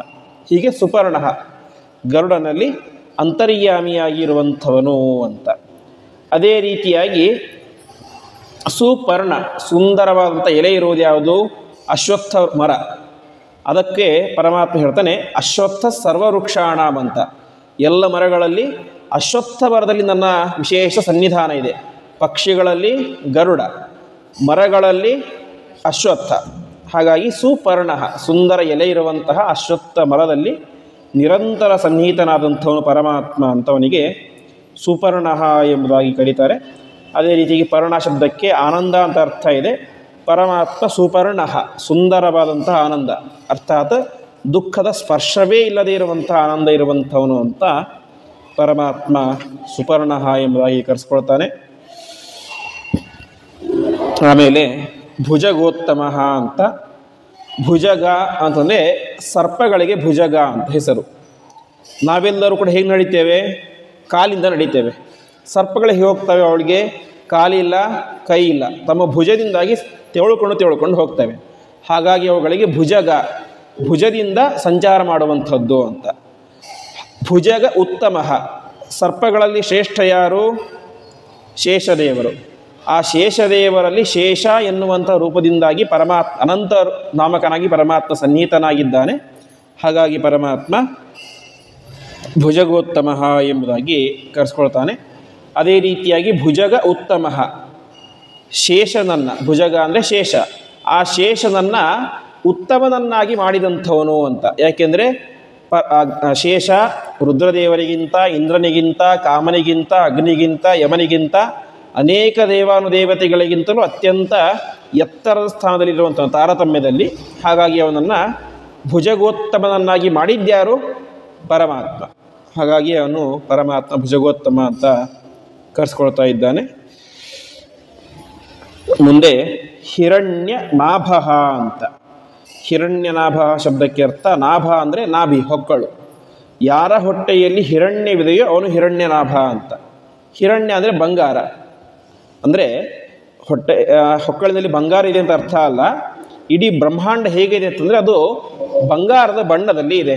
ಹಾಗಾಗಿ ಹಿರಣ್ಯನಾಭ ಅಂದರೆ ಯಾರು ಇಡೀ ಬ್ರಹ್ಮಾಂಡವನ್ನು ತನ್ನ ನಾಭಿಯಿಂದಾಗಿ ಹುಟ್ಟಿಸಿದನು ಅವನು ಹಿರಣ್ಯನಾಭ. ಇಡೀ ಬ್ರಹ್ಮಾಂಡ ಸೃಷ್ಟಿಯಾಗಿದ್ದು ಪರಮಾತ್ಮನ ನಾಭಿ ಕಮಲದಿಂದಾಗಿ. ಹಾಗಾಗಿ ಪರಮಾತ್ಮ ಹಿರಣ್ಯನಾಭ ಎಂಬುದಾಗಿ ಕರೆಸ್ಕೊಳ್ತಾನೆ. ಅದಾದ ಮೇಲೆ ಸುತಪಾಹ ಅಂತ. ತಪ ಅಂತಂದರೆ ತಪಸ್ಸು. ಸುತಪಾಹ ಅಂದರೆ ಉತ್ತಮವಾದಂತಹ ತಪಸ್ಸು ಅಂತ. ಉತ್ತಮವಾದಂಥ ತಪಸ್ಸು ಅಂತಂದರೆ ಏನೇ ವಿಘ್ನ ಬಂದರೂ ಕೂಡ ಮಧ್ಯದಲ್ಲಿ ಎಚ್ಚರಿಕೆ ಆಗಬಾರ್ದು. ನಾವು ಅನೇಕರ ಕಥೆಯನ್ನು ಕೇಳ್ತೇವೆ, ಚವನ ಋಷಿಗಳ ಮುಂತಾದ ಕಥೆಗಳನ್ನು. ಅವರ ಮೈ ಮೇಲೆ ದೊಡ್ಡ ಹುತ್ತವಿಳಿದು ಅದರೊಳಗೆ ಗೆದ್ದಲು ಹುಳುಗಳು ಪ್ರವೇಶ ಮಾಡಿದ್ದರೂ ಕೂಡ ಅವರಿಗೆ ಎಚ್ಚರವೇ ಇಲ್ಲ. ಆ ರೀತಿಯಾಗಿ ಸುತಪಾಹ ಅಂದರೆ ಉತ್ತಮ ತಪಸ್ಸು ಮಾಡುವಂತಹ ಋಷಿಗಳು, ಜ್ಞಾನಿಗಳು. ಅವರಲ್ಲಿ ಪರಮಾತ್ಮ ಅಂತರ್ಯಾಮಿಯಾಗಿರ್ತಾನೆ. ಹಾಗಾಗಿ ಸುತಪಾಹ ಅಂತ. ಇನ್ನೊಂದು ಸ್ವಯಂ ಪರಮಾತ್ಮನೇನೆ ನರನಾರಾಯಣ ರೂಪದಿಂದಾಗಿ ಉತ್ತಮವಾದಂಥ ತಪಸ್ಸು ಅಂದರೆ ಹೇಗಿರಬೇಕು ಅಂತ ತೋರಿಸಿದ. ಮೊನ್ನೆನೇ ಹೇಳಿದಂಥ ತಪಸ್ಸು ಮಾಡಿದ್ದು ಪರಮಾತ್ಮ ಏನೋ ಪಡಿಬೇಕು ಅಂತ ಉದ್ದೇಶದಿಂದಾಗಿ ಅಲ್ಲ, ಜನರಿಗೆ ತಪಸ್ಸು ಅಂದರೆ ಹೇಗಿರಬೇಕು, ತಪಸ್ಸು ಹೇಗೆ ಮಾಡಬೇಕು ತೋರಿಸಲಿಕ್ಕೋಸ್ಕರ ಪರಮಾತ್ಮ ತಪಸ್ಸು ಮಾಡಿದ್ದು. ಹಾಗಾಗಿ ಅವನು ಸುತಪಾಹ ಎಂಬುದಾಗಿ ಕರೆಸ್ಕೊಳ್ತಾನೆ. ಇನ್ನೊಂದು ತಪ ಅಂತಂದರೆ ತಾಪ, ಬೆಂಕಿ, ಉರಿ ಅಂತ ಅರ್ಥ.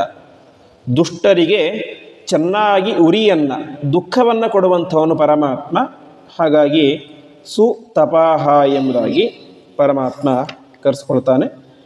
ಆಮೇಲೆ ಪದ್ಮನಾಭ. ಪದ್ಮನಾಭ ಅಂದರೆ ಹಿರಣ್ಯನಾಭ ಅಂದರೆ ಒಂದೇ. ಹೊಕ್ಕಳಿನಲ್ಲಿ ಪದ್ಮ, ಕಮಲ ಇರುವಂಥವನು ಪರಮಾತ್ಮ ಅಂತ. ಪದ್ಮನಾಭ ಎಂಬುದಾಗಿ ಕರೆಸ್ಕೊಳ್ತಾನೆ. ಅದಾದ ಮೇಲೆ ಪ್ರಜಾಪತಿ.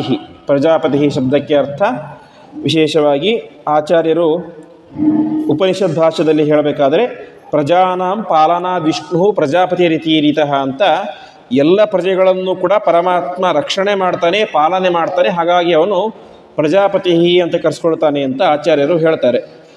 ಹೀಗೆ ಪರಮಾತ್ಮ ಪ್ರಜಾಪತಿ, ಎಲ್ಲ ಪ್ರಜೆಗಳನ್ನು ಕೂಡ ಪಾತಿ, ರಕ್ಷಣೆ ಮಾಡುವಂಥವನು ಅಂತ. ಅದಾದ ಮೇಲೆ ಪ್ರಜಾಪತಿಗಳು ಅಂತ ಇದ್ದಾರೆ, ದಕ್ಷ ಪ್ರಜಾಪತಿ ಮುಂತಾದಂಥ ಪ್ರಜಾಪತಿಗಳಿದ್ದಾರೆ. ಆ ಎಲ್ಲ ಪ್ರಜಾಪತಿಗಳಲ್ಲಿಯೂ ಕೂಡ ಅಂತರ್ಯಾಮಿಯಾಗಿ ಇದ್ದುಕೊಂಡು ಅವರ ಮೂಲಕ ಜಗತ್ತಿನ ಸೃಷ್ಟಿಯನ್ನು ಮಾಡಿಸುವಂಥವನು. ಪ್ರಜಾಪತಿಗಳ ಕೆಲಸ ಏನು? ಪ್ರಜೆಗಳನ್ನು ಹುಟ್ಟಿಸುವುದೇ ಅವರ ಕೆಲಸ. ಹಾಗಾಗಿ ಅವರಲ್ಲಿ ಇದ್ದುಕೊಂಡು ಪರಮಾತ್ಮ ಇಡೀ ಜಗತ್ತಿನ ಸೃಷ್ಟಿಯನ್ನು ಮಾಡಿಸ್ತಾನೆ. ಹೀಗೆ ಅವನು ಪ್ರಜಾಪತಿ ಎಂಬುದಾಗಿ ಕರೆಸ್ಕೊಳ್ತಾನೆ. ಮುಂದೆ 22ನೇ ಶ್ಲೋಕ. ಅಮೃತ್ಯು ಸರ್ವದೃಕ್ ಸಿಂಹ ಸಂಧಾತ ಸಂಧಿಮಾನ ಸ್ಥಿರ ಅಜೋ ದುರ್ಮರ್ಷಣ ಶಾಸ್ತ ವಿಶ್ರುತಾತ್ಮ ಸುರಾರಿಹ ಎಂಬುದಾಗಿ. ಅಮೃತ್ಯು ಸುಲಭವಾಗಿ ಅರ್ಥ ಆಗುತ್ತೆ. ನಮಗೆಲ್ಲ ಮೃತ್ಯು ಇದೆ, ಪರಮಾತ್ಮನಿಗೇನಿಲ್ಲ, ಮೃತ್ಯು ಅನ್ನೋದಿಲ್ಲ, ಅವನಿಗೆ ಮರಣ ಅನ್ನೋದಿಲ್ಲ. ಮರಣ ಯಾವಾಗ ಬರುತ್ತೆ ಅಂದರೆ ಹುಟ್ಟಿದರೆ ಮರಣ ಬರಲಿಕ್ಕೆ ಸಾಧ್ಯ. ಹುಟ್ಟಿದಂಥ ಒಬ್ಬ ವ್ಯಕ್ತಿ ಸಾಯಲೇಬೇಕು. ಬ್ರಹ್ಮದೇವರಿಗೂ ಕೂಡ ಏನಿದೆ? ನಾಶ ಇದೆ, ಮರಣ ಇದೆ. ಆದರೆ ಪರಮಾತ್ಮನಿಗೇನಿಲ್ಲ, ಹುಟ್ಟನ್ನೋದೇ ಇಲ್ಲ. ಹಾಗಾಗಿ ಪರಮಾತ್ಮನಿಗೇನಿಲ್ಲ, ಮರಣ ಅನ್ನೋದು ಕೂಡ ಇಲ್ಲ ಅಂತ ಪರಮಾತ್ಮ ಮೃತ್ಯು ಅಂತ ಕರೆಸ್ಕೊಳ್ತಾನೆ. ಇನ್ನು ಈ ಪರಮಾತ್ಮನ ವಿಶೇಷವಾದಂಥ ಉಪಾಸನೆಯನ್ನು ಮಾಡಿದರೆ ನಾವು ಕೂಡ ಏನಾಗ್ತೇವೆ? ಅಮೃತ್ಯುಗಳಾಗ್ತೇವೆ. ಅರ್ಥಾತ್ ಮತ್ತೆ ಸಾವಿಲ್ಲದೇ ಇರುವಂತಹ ಮೋಕ್ಷವನ್ನು ನಾವು ಪಡಿತೇವೆ. ಹಾಗಾಗಿ ಅಮೃತ್ಯು ಎಂಬುದಾಗಿ ಪರಮಾತ್ಮ ಕರೆಸ್ಕೊಳ್ತಾನೆ. ಸ್ವಯಂ ತಾನು ಸಾವಿಲ್ಲದೇ ಇರುವಂಥವನು, ತನ್ನ ಉಪಾಸನೆಯನ್ನು ಮಾಡುವಂಥ ಭಕ್ತರಿಗೆ ಮೃತ್ಯುವನ್ನು ಕಳೆಯುವಂಥವನು ಪರಮಾತ್ಮ ಅಂತ ಅವನು ಅಮೃತ್ಯು ಎಂಬುದಾಗಿ ಕರೆಸ್ಕೊಳ್ತಾನೆ. ಆಮೇಲೆ ಸರ್ವದೃಕ್ ಅಂತ. ದೃಕ್ ಅಂತಂದರೆ ಎಲ್ಲವನ್ನು ಕೂಡ ನೋಡುವಂಥವನು ಅಂತ. ಪರಮಾತ್ಮ ಎಲ್ಲದಕ್ಕೂ ಸಾಕ್ಷಿ. ನಾವು ಯಾವುದೋ ಒಂದು ರೂಮ್ನಲ್ಲಿ ಕೂತ್ಕೊಂಡು ಏನೋ ತಪ್ಪು ಮಾಡಿಬಿಟ್ಟಿವಿ, ಅದನ್ನು ಯಾರೂ ನೋಡಲಿಲ್ಲ ಅಂತ ಸರ್ವದಾ ತಿಳಿಬಾರ್ದು. ಕರ್ಮಕ್ಕೆ ಸಾಕ್ಷಿಗಳಾದ ಅನೇಕ ಜನ ದೇವತೆಗಳಿದ್ದಾರೆ. ಚಿತ್ರಗುಪ್ತ ಇದ್ದಾನೆ, ಯಮಧರ್ಮರಾಜ ಇದ್ದಾನೆ, ಅವರೆಲ್ಲರನ್ನೂ ಕೂಡ ಮೀರಿ ನಿಂತಹ ಪರಮಾತ್ಮ ಇದ್ದಾನೆ. ಹಾಗಾಗಿ ಪರಮಾತ್ಮ ಸರ್ವದೃಕ್, ಎಲ್ಲವನ್ನೂ ಕಾಣುವಂತಹ ಕಣ್ಣಿರುವಂಥವನು ಅಂತ ಕರೆಸ್ಕೊಳ್ತಾನೆ. ಹಾಗಾಗಿ ಪರಮಾತ್ಮನ ಕಣ್ಣನ್ನು ತಪ್ಪಿಸಿ ಏನನ್ನು ಕೂಡ ಮಾಡಲಿಕ್ಕೆ ಸಾಧ್ಯ ಇಲ್ಲ ಅಂತ. ಆಮೇಲೆ ಸಿಂಹ ಅಂತ. ಸಿಂಹ ಶಬ್ದಕ್ಕೆ ಪ್ರಧಾನವಾದಂತಹ ಅರ್ಥ ಪ್ರಾಣಿ, ಒಂದು ಪ್ರಾಣಿ ಸಿಂಹ ಅಂತ ಕರೀತಾರೆ, ಲಯನ್ ಅಂತ. ಅದಕ್ಕೆ ಯಾಕೆ ಸಿಂಹ ಅಂತ ಹೆಸರು ಬಂತು ಅಂದರೆ ಮೂಲತಃ ಸಿಂಹ ಶಬ್ದಕ್ಕೆ ಯಾವುದು ಹಿಂಸೆಯನ್ನು ಮಾಡುತ್ತೋ ಅದು ಸಿಂಹ ಅಂತ. ಹಿನಸ್ತೀತಿ ಸಿಂಹ. ಪ್ರಾಣಿಗಳಲ್ಲಿ ಅತ್ಯಂತ ಕ್ರೂರ ಪ್ರಾಣಿ, ಅತ್ಯಂತ ಹೆದರಿಕೆಯನ್ನು ನಮಗೆ ಕೊಡುವಂಥ ಪ್ರಾಣಿ ಯಾವುದು?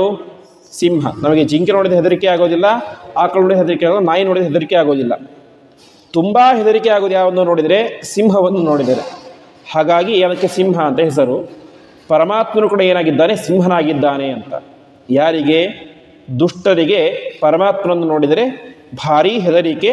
ಹಾಗಾಗಿ ಪರಮಾತ್ಮ ಸಿಂಹ ಎಂಬುದಾಗಿ ಕರೆಸ್ಕೊಳ್ತಾನೆ ಅಂತ.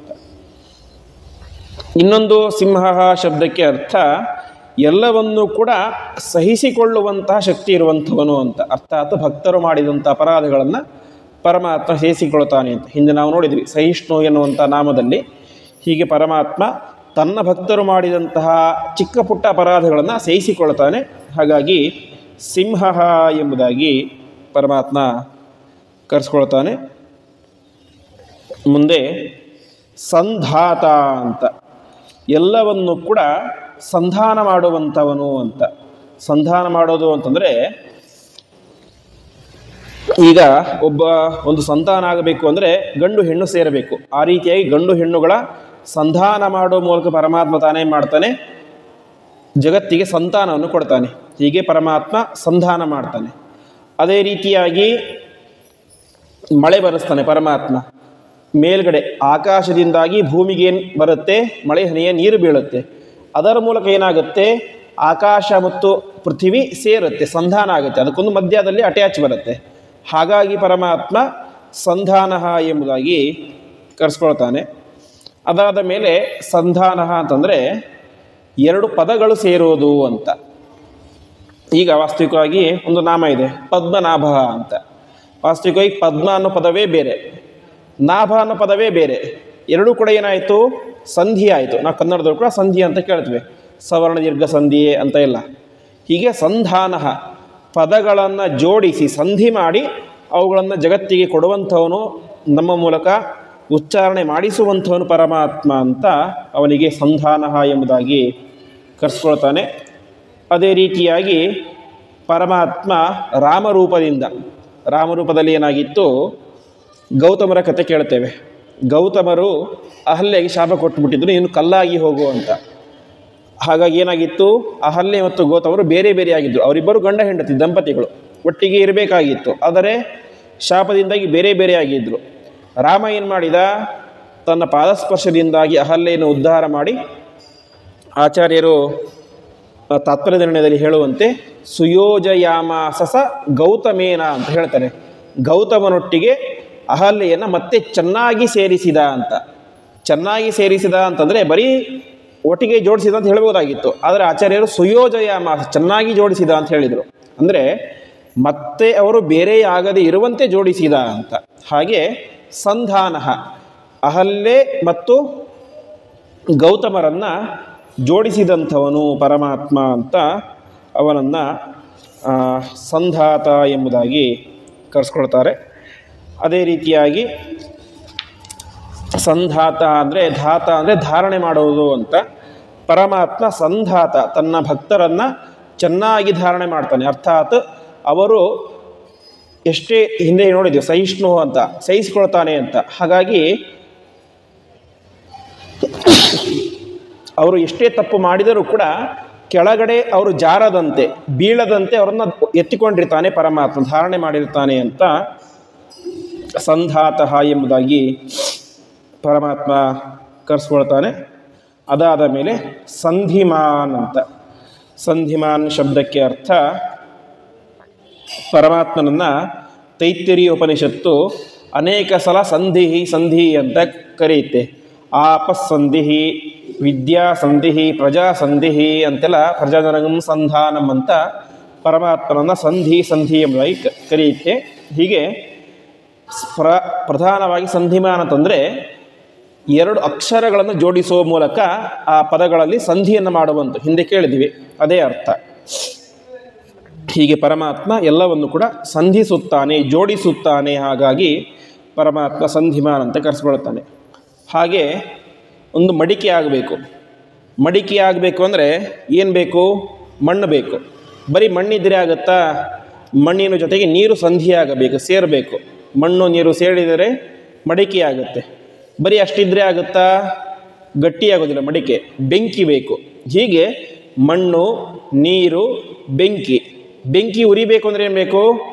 ಗಾಳಿ ಬೇಕು. ಗಾಳಿ ಇಲ್ಲದೆ ಹೋದರೆ ಬೆಂಕಿ ಉರಿಯೋದಿಲ್ಲ. ಇದೆಲ್ಲ ಇರಬೇಕಂದ್ರೆ ಏನು ಬೇಕು? ಸ್ಪೇಸ್ ಬೇಕು. ನಮಗೆ ಜಾಗವೇ ಇಲ್ಲ ಅಂದರೆ ಮಡಿಕೆ ಮಾಡಲಿಕ್ಕೆ ಆಗೋದಿಲ್ಲ, ಸ್ಪೇಸ್ ಬೇಕು. ಹೀಗೆ ಪಂಚಭೂತಗಳನ್ನು ಸಂಧಿಸಿ, ಜೋಡಿಸಿ, ಮಣ್ಣು, ನೀರು, ಗಾಳಿ, ಬೆಂಕಿ, ಆಕಾಶವನ್ನು ಸೇರಿಸಿ ಸಂಧಿ ಮಾಡಿಸಿ ಅದರ ಮೂಲಕ ಪದಾರ್ಥಗಳನ್ನು ಸೃಷ್ಟಿ ಮಾಡುವಂಥವನು ಪರಮಾತ್ಮ ಅಂತ ಸಂಧಿಮಾನ್ ಎಂಬುದಾಗಿ ಕರೆಸ್ಕೊಳ್ತಾನೆ. ಅದೇ ರೀತಿಯಾಗಿ ಪರಮಾತ್ಮ ರಾಮಾವತಾರದಲ್ಲಿ ಅನೇಕ ಸಂಧಿಯನ್ನು ಮಾಡಿದ ಅಂತ. ಅಂದರೆ ಸುಗ್ರೀವನೊಟ್ಟಿಗೆ ಸಂಧಾನ ಮಾಡಿಕೊಂಡ, ಸುಗ್ರೀವನೊಟ್ಟಿಗೆ ಸ್ನೇಹವನ್ನು ಮಾಡಿಕೊಂಡ, ಅದರ ಮೂಲಕ ಕಪಿಗಳ ಸೈನ್ಯವನ್ನು ಜೊತೆಗೆ ಯುದ್ಧವನ್ನೇ ಗೆದ್ದ. ಅದೇ ರೀತಿಯಾಗಿ ವಿಭೀಷಣನೊಟ್ಟಿಗೂ ಸಂಧಿಯನ್ನು ಮಾಡಿಕೊಂಡ, ಸೇರಿಕೊಂಡ. ರಾಮಾಯಣದಲ್ಲಿ ಹೇಳ್ತಾರೆ, ವಿಭೀಷಣ ಬಂದ ಅಂತ, ಇನ್ನು ಯುದ್ಧ ಪ್ರಾರಂಭ ಆಗಿದ್ದಿಲ್ಲ, ನಾನು ಆ ರಾವಣನ ಜೊತೆ ಇರೋದಿಲ್ಲ, ನಿಮ್ಮ ಜೊತೆ ಬಂದುಬಿಡ್ತೇನೆ ಅಂತ. ಆವಾಗ ಎಲ್ಲ ಕಪಿಗಳು ಕೂಡ ಹೇಳ್ತಾರೆ, ಇವನನ್ನು ಸೇರಿಸ್ಕೊಳ್ಳೋದು ಬೇಡ ಬೇಡ ಬೇಡ ಅಂತ. ಯಾಕೆಂದರೆ ಇವನು ಶತ್ರುವಿನ ಪಕ್ಷದವನು, ಅದರಲ್ಲೂ ರಾವಣನ ಸಾಕ್ಷಾತ್ ತಮ್ಮ, ಇವನು ನಂಬಲಿಕ್ಕೆ ಸಾಧ್ಯ ಇಲ್ಲ, ಮೊದಲೇ ರಾಕ್ಷಸ ಕುಲದವನು, ರಾವಣನ ತಮ್ಮ. ಹಾಗಾಗಿ ರಾಮ ನೀನು ಇವನು ಸೇರಿಸ್ಕೋಬೇಡ ಅಂತ ಹೇಳ್ತಾರೆ. ಆವಾಗ ರಾಮದೇವರು ಹನುಮಂತ ಅಂತ ಕೇಳ್ತಾರೆ ಅಂತೆ, ನೋಡು ಹನುಮ, ಇವರೆಲ್ಲ ಬೇಡ ಅಂತ ಹೇಳ್ತಿದ್ದಾರೆ, ನೀನೇನು ಹೇಳ್ತಿ ಹೇಳು, ನಿನ್ನ ಮಾತಿನ ಮೇಲೆ ನನ್ನ ಡಿಸಿಷನ್ ಡಿಪೆಂಡ್ ಆಗಿರುತ್ತೆ ಅಂತ. ಆವಾಗ ಹನುಮಂತ ಹೇಳ್ತಾನೆ, ನೋಡು ರಾಮ, ವಿಭೀಷಣನನ್ನು ಅತ್ಯಂತ ಹತ್ತಿರದಿಂದ ಕಂಡಂಥವ್ರು ನಾನೊಬ್ಬನೇ. ಲಂಕೆಗೆ ಸೀತೆಯನ್ನು ಹುಡುಕಲಿಕ್ಕೆ ಅಂತ ಹೋದಾಗ ಅಲ್ಲಿದ್ದಂತಹ ಪ್ರತಿಯೊಬ್ಬರೂ ಕೂಡ ದುಷ್ಟರೇ ಆಗಿದ್ದರು, ವಿಭೀಷಣ ಒಬ್ಬನನ್ನು ಬಿಟ್ಟು. ವಿಭೀಷಣ ಪರಮ ಸಾತ್ವಿಕನಾಗಿದ್ದ, ಹಾಗಾಗಿ ವಿಭೀಷಣನ ನೀನು ಅವಶ್ಯವಾಗಿ ನಿನ್ನ ಸೈನ್ಯದಲ್ಲಿ ಸೇರಿಸ್ಕೊಳ್ಬೋದು ಅಂತ ಹೇಳ್ತಾನೆ. ಆವಾಗ ರಾಮದೇವರು ಏನು ಮಾಡ್ತಾರೆ, ಹನುಮಂತ ಹೇಳಿದ ಅಂತ ವಿಭೀಷಣನನ್ನು ಕರ್ಕೊಳ್ತಾರೆ. ಹೀಗೆ ವಿಭೀಷಣನೊಟ್ಟಿಗೆ ಸಂಧಾನವನ್ನು ಮಾಡಿಕೊಂಡಂಥವನು, ಅವನು ಶತ್ರುವಿನ ತಮ್ಮ ಆಗಿದ್ದರೂ ಕೂಡ ತನ್ನ ಜೊತೆಗೆ ಸೇರಿಸಿಕೊಂಡಂಥವನು ಅಂತ ಪರಮಾತ್ಮನನ್ನು ಸಂಧಿಮಾನ್ ಎಂಬುದಾಗಿ ಕರೀತಾ ಇದ್ದಾರೆ. ಮುಂದೆ ಸ್ಥಿರ ಅಂತ. ಸ್ಥಿರ ಶಬ್ದಕ್ಕೆ ಅರ್ಥ ಪರಮಾತ್ಮ ಸ್ಥಿರವಾಗಿರುವಂಥವನು ಅಂತ. ಅರ್ಥಾತ್ ಎಂತಹದೇ ಸಂದರ್ಭ ಬರಲಿ ಪರಮಾತ್ಮ ಅವನು ಸ್ಥಿರವಾಗಿ ಇರ್ತಾನೆ. ಪ್ರಳಯ ಕಾಲದಲ್ಲೂ ಕೂಡ ಸ್ಥಿರವಾಗಿ ಇರ್ತಾನೆ. ಪ್ರಳಯ ಕಾಲದಲ್ಲಿ ನಾವ್ಯಾರು ಇರೋದೇ ಇಲ್ಲ, ಸ್ಥಿರವಾಗಿರೋದು ದೂರ ಉಳೀತು. ಅದೇ ಪರಮಾತ್ಮ ಹಾಗಲ್ಲ, ಪ್ರಳಯ ಕಾಲದಲ್ಲೂ ಸ್ಥಿರವಾಗಿ ಸುಖವಾಗಿ ಆರಾಮವಾಗಿ ಆಲದ ಎಲೆ ಮೇಲೆ ಮಲಗಿಕೊಂಡು ನಿದ್ರಿಸ್ತಾ ಇರ್ತಾರೆ, ಸುಖವಾಗಿ ಇರ್ತಾನೆ ಅಂತ ಪರಮಾತ್ಮ ಸ್ಥಿರ ಅಂತ. ಮತ್ತು ಯಾವುದೇ ಒಂದು ಸಂದರ್ಭ ಸಿಚುವೇಶನ್ ಬಂದರೂ ಕೂಡ ಪರಮಾತ್ಮ ಅವನು ಮೈಂಡಿಂದ ಅಪ್ಸೆಟ್ ಆಗೋದಿಲ್ಲ ಅಂತ, ಅವನ ಬುದ್ಧಿ ಚಂಚಲ ಆಗೋದಿಲ್ಲ, ಸ್ಥಿರವಾಗಿ ಬುದ್ಧಿ ಇರುತ್ತೆ. ಹಾಗಾಗಿ ಅವನು ಸ್ಥಿರ ಎಂಬುದಾಗಿ ಕರೆಸ್ಕೊಳ್ತಾನೆ. ಅದೇ ರೀತಿಯಾಗಿ ಛಾಂದೋಗ್ಯೋಪನಿಷತ್ತಿಗೆ ವ್ಯಾಖ್ಯಾನ ಮಾಡೋಕ್ಕಾದ್ರೆ ಅಲ್ಲಿ ಆಚಾರ್ಯರು ಹೇಳ್ತಾರೆ, ಕರ್ತೃತ್ವಾತ್ ಸುಸ್ಥಿರಶ್ಚಾಸೋ ಸ್ಥಿರತ್ವಾದ ಆಸ್ತಿಕಸ್ತತ ಅಂತ. ಪರಮಾತ್ಮ ಬರೀ ಸ್ಥಿರ ಅಲ್ಲ, ಸುಸ್ಥಿರ. ಅವನ ಬುದ್ಧಿ ಬಲ ಯಾವುದು ಕೂಡ ಆಚೆ ಈಚೆ ಆಗೋದಿಲ್ಲ, ಸ್ಥಿರವಾಗಿ ಒಂದೇ ರೀತಿ ಯಾವಾಗಲೂ ಇರುತ್ತೆ ಅಂತ ಆಚಾರ್ಯರು ಕೂಡ ಅಲ್ಲಿ ಹೇಳ್ತಾರೆ. ಹೀಗೆ ಪರಮಾತ್ಮ ಸ್ಥಿರ ಎಂಬುದಾಗಿ ಕರೆಸ್ಕೊಳ್ತಾನೆ. ಮುಂದೆ ಅಜಹ ಅಂತ. ಅಜಹ ಶಬ್ದಕ್ಕೆ ಅರ್ಥ, ಒಂದು ಅರ್ಥ ಅಜ ಅಂದರೆ ಕುರಿ, ಮೇಕೆ. ಆ ಮೇಕೆ ಅದರಲ್ಲಿ ಅಂತರ್ಯಾಮಿಯಾಗಿದ್ದಾನೆ ಪರಮಾತ್ಮ, ಹಾಗಾಗಿ ಅಜಹ ಅಂತ ಕರೆಸ್ಕೊಳ್ತಾನೆ. ಇನ್ನೊಂದು ಅಜ ಅಂತಂದರೆ ಬ್ರಹ್ಮದೇವರಿಗೆ ಅಜ ಅಂತ ಹೆಸರು. ಆ ಬ್ರಹ್ಮದೇವರಲ್ಲಿ ಪರಮಾತ್ಮ ಅಂತರ್ಯಾಮಿಯಾಗಿರ್ತಾನೆ, ಹಾಗಾಗಿ ಅಜಹ. ಇನ್ನೊಂದು ಅಜಹ ಅಂತಂದರೆ ಯಾರಿಗೆ ಜ ಅನ್ನೋದಿಲ್ವೋ, ಜ ಅಂದರೆ ಹುಟ್ಟು, ಜನ್ಮ. ಯಾರಿಗೆ ಜನ್ಮ ಅನ್ನೋದು ಇಲ್ಲವೋ ಅವನು ಅಜ ಅಂತ. ಪರಮಾತ್ಮನಿಗೆ ಹುಟ್ಟನ್ನೋದು ಇಲ್ಲ, ಹಾಗಾಗಿ ಅವನು ಅಜಹ ಎಂಬುದಾಗಿ ಕರೆಸ್ಕೊಳ್ತಾನೆ. ಮುಂದೆ ದುರ್ಮರ್ಷಣ ಅಂತ. ದುರ್ಮರ್ಷಣ ಶಬ್ದಕ್ಕೆ ಅರ್ಥ ಪರಮಾತ್ಮನನ್ನು ಮರ್ಷಣ ಮಾಡಲಿಕ್ಕೆ. ಮರ್ಷಣ ಅಂದರೆ ಎದುರಿಸೋದು, ಫೇಸ್ ಮಾಡೋದು ಅಂತ.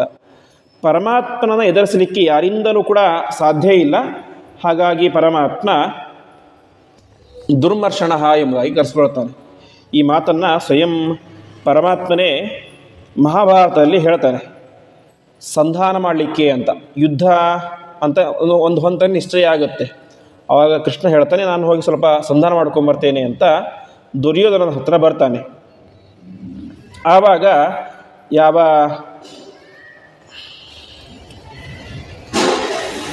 ಅದಕ್ಕಿಂತ ಮುಂಚೆ ಧರ್ಮರಾಜ ಹೇಳ್ತಾನೆ, ನೋಡು ಕೃಷ್ಣ, ನೀನು ಒಬ್ಬನೇ ಅಲ್ಲಿಗೆ ಹೋಗ್ತಾ ಇದ್ದೀಯ. ಅಲ್ಲಿ ಪರಾಕ್ರಮಶಾಲಿಗಳಾದಂತಹ ದ್ರೋಣ, ಭೀಷ್ಮ, ದುರ್ಯೋಧನ, ದುಶ್ಯಾಸ, ಕರ್ಣ ಎಲ್ಲ ಇದ್ದಾರೆ. ಅವರೆಲ್ಲರೂ ಕೂಡ ಸೇರಿ ನಿನಗೇನಾದರೂ ಮಾಡಿಬಿಟ್ರೆ ಅಂತ ಧರ್ಮರಾಜ ಕೃಷ್ಣನ ಹತ್ರ ಹೇಳ್ತಾನೆ ಅಂತೆ. ನನಗಷ್ಟು ನಂಬಿಕೆನೂ ಇರಲಿಲ್ಲ.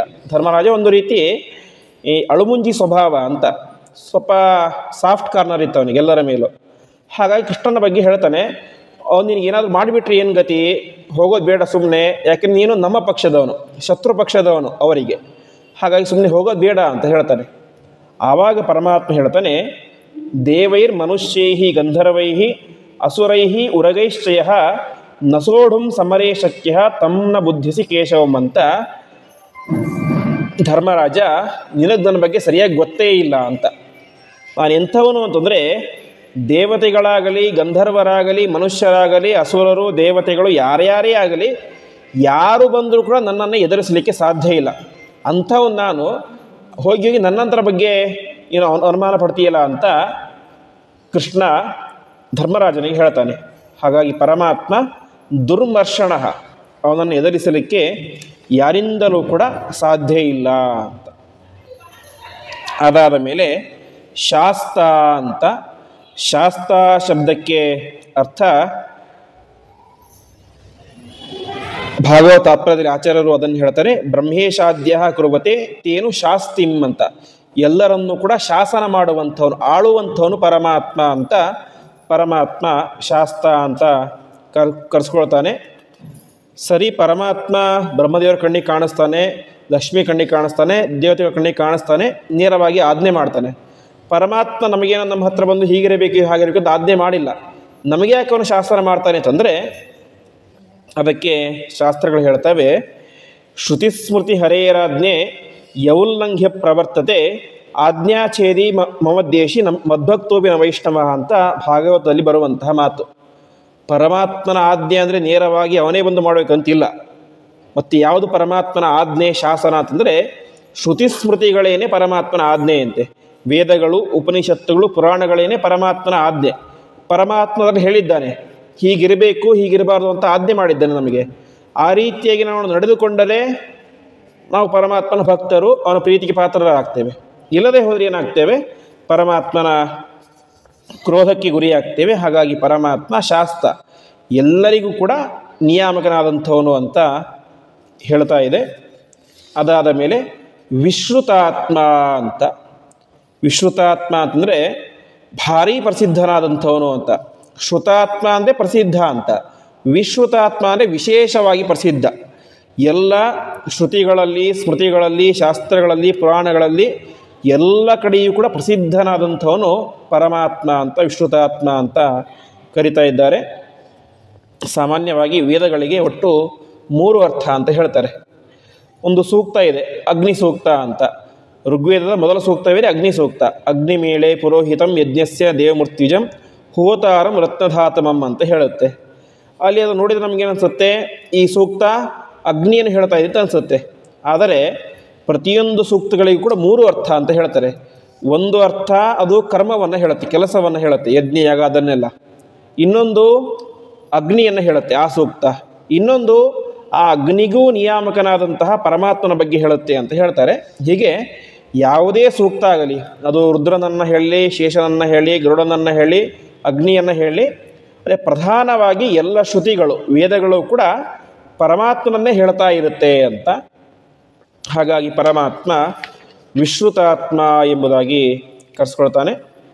ಮುಂದೆ ಸುರಾರಿಹ ಅಂತ. ಸುರರು ಅಂದರೆ ದೇವತೆಗಳು, ಹಿಂದೆ ಹೇಳಿದ್ವಿ, ಸುಲಭವಾಗಿ ಉತ್ತಮವಾಗಿ ಸುಖವನ್ನು ಅನುಭವಿಸುವಂಥವರು ಅಂತ. ಅವರಿಗೆ ಅರಿ ಅಂದರೆ ಶತ್ರುಗಳು. ಸುರಾರಿ ಅಂದರೆ ದೇವತೆಗಳ ಶತ್ರುಗಳು, ಅರ್ಥಾತ್ ರಾಕ್ಷಸರು.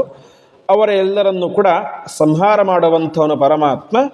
ಹಾಗಾಗಿ ಪರಮಾತ್ಮ ಸುರಾರಿಹ ಎಂಬುದಾಗಿ ಕರೆಸ್ಕೊಳ್ತಾನೆ.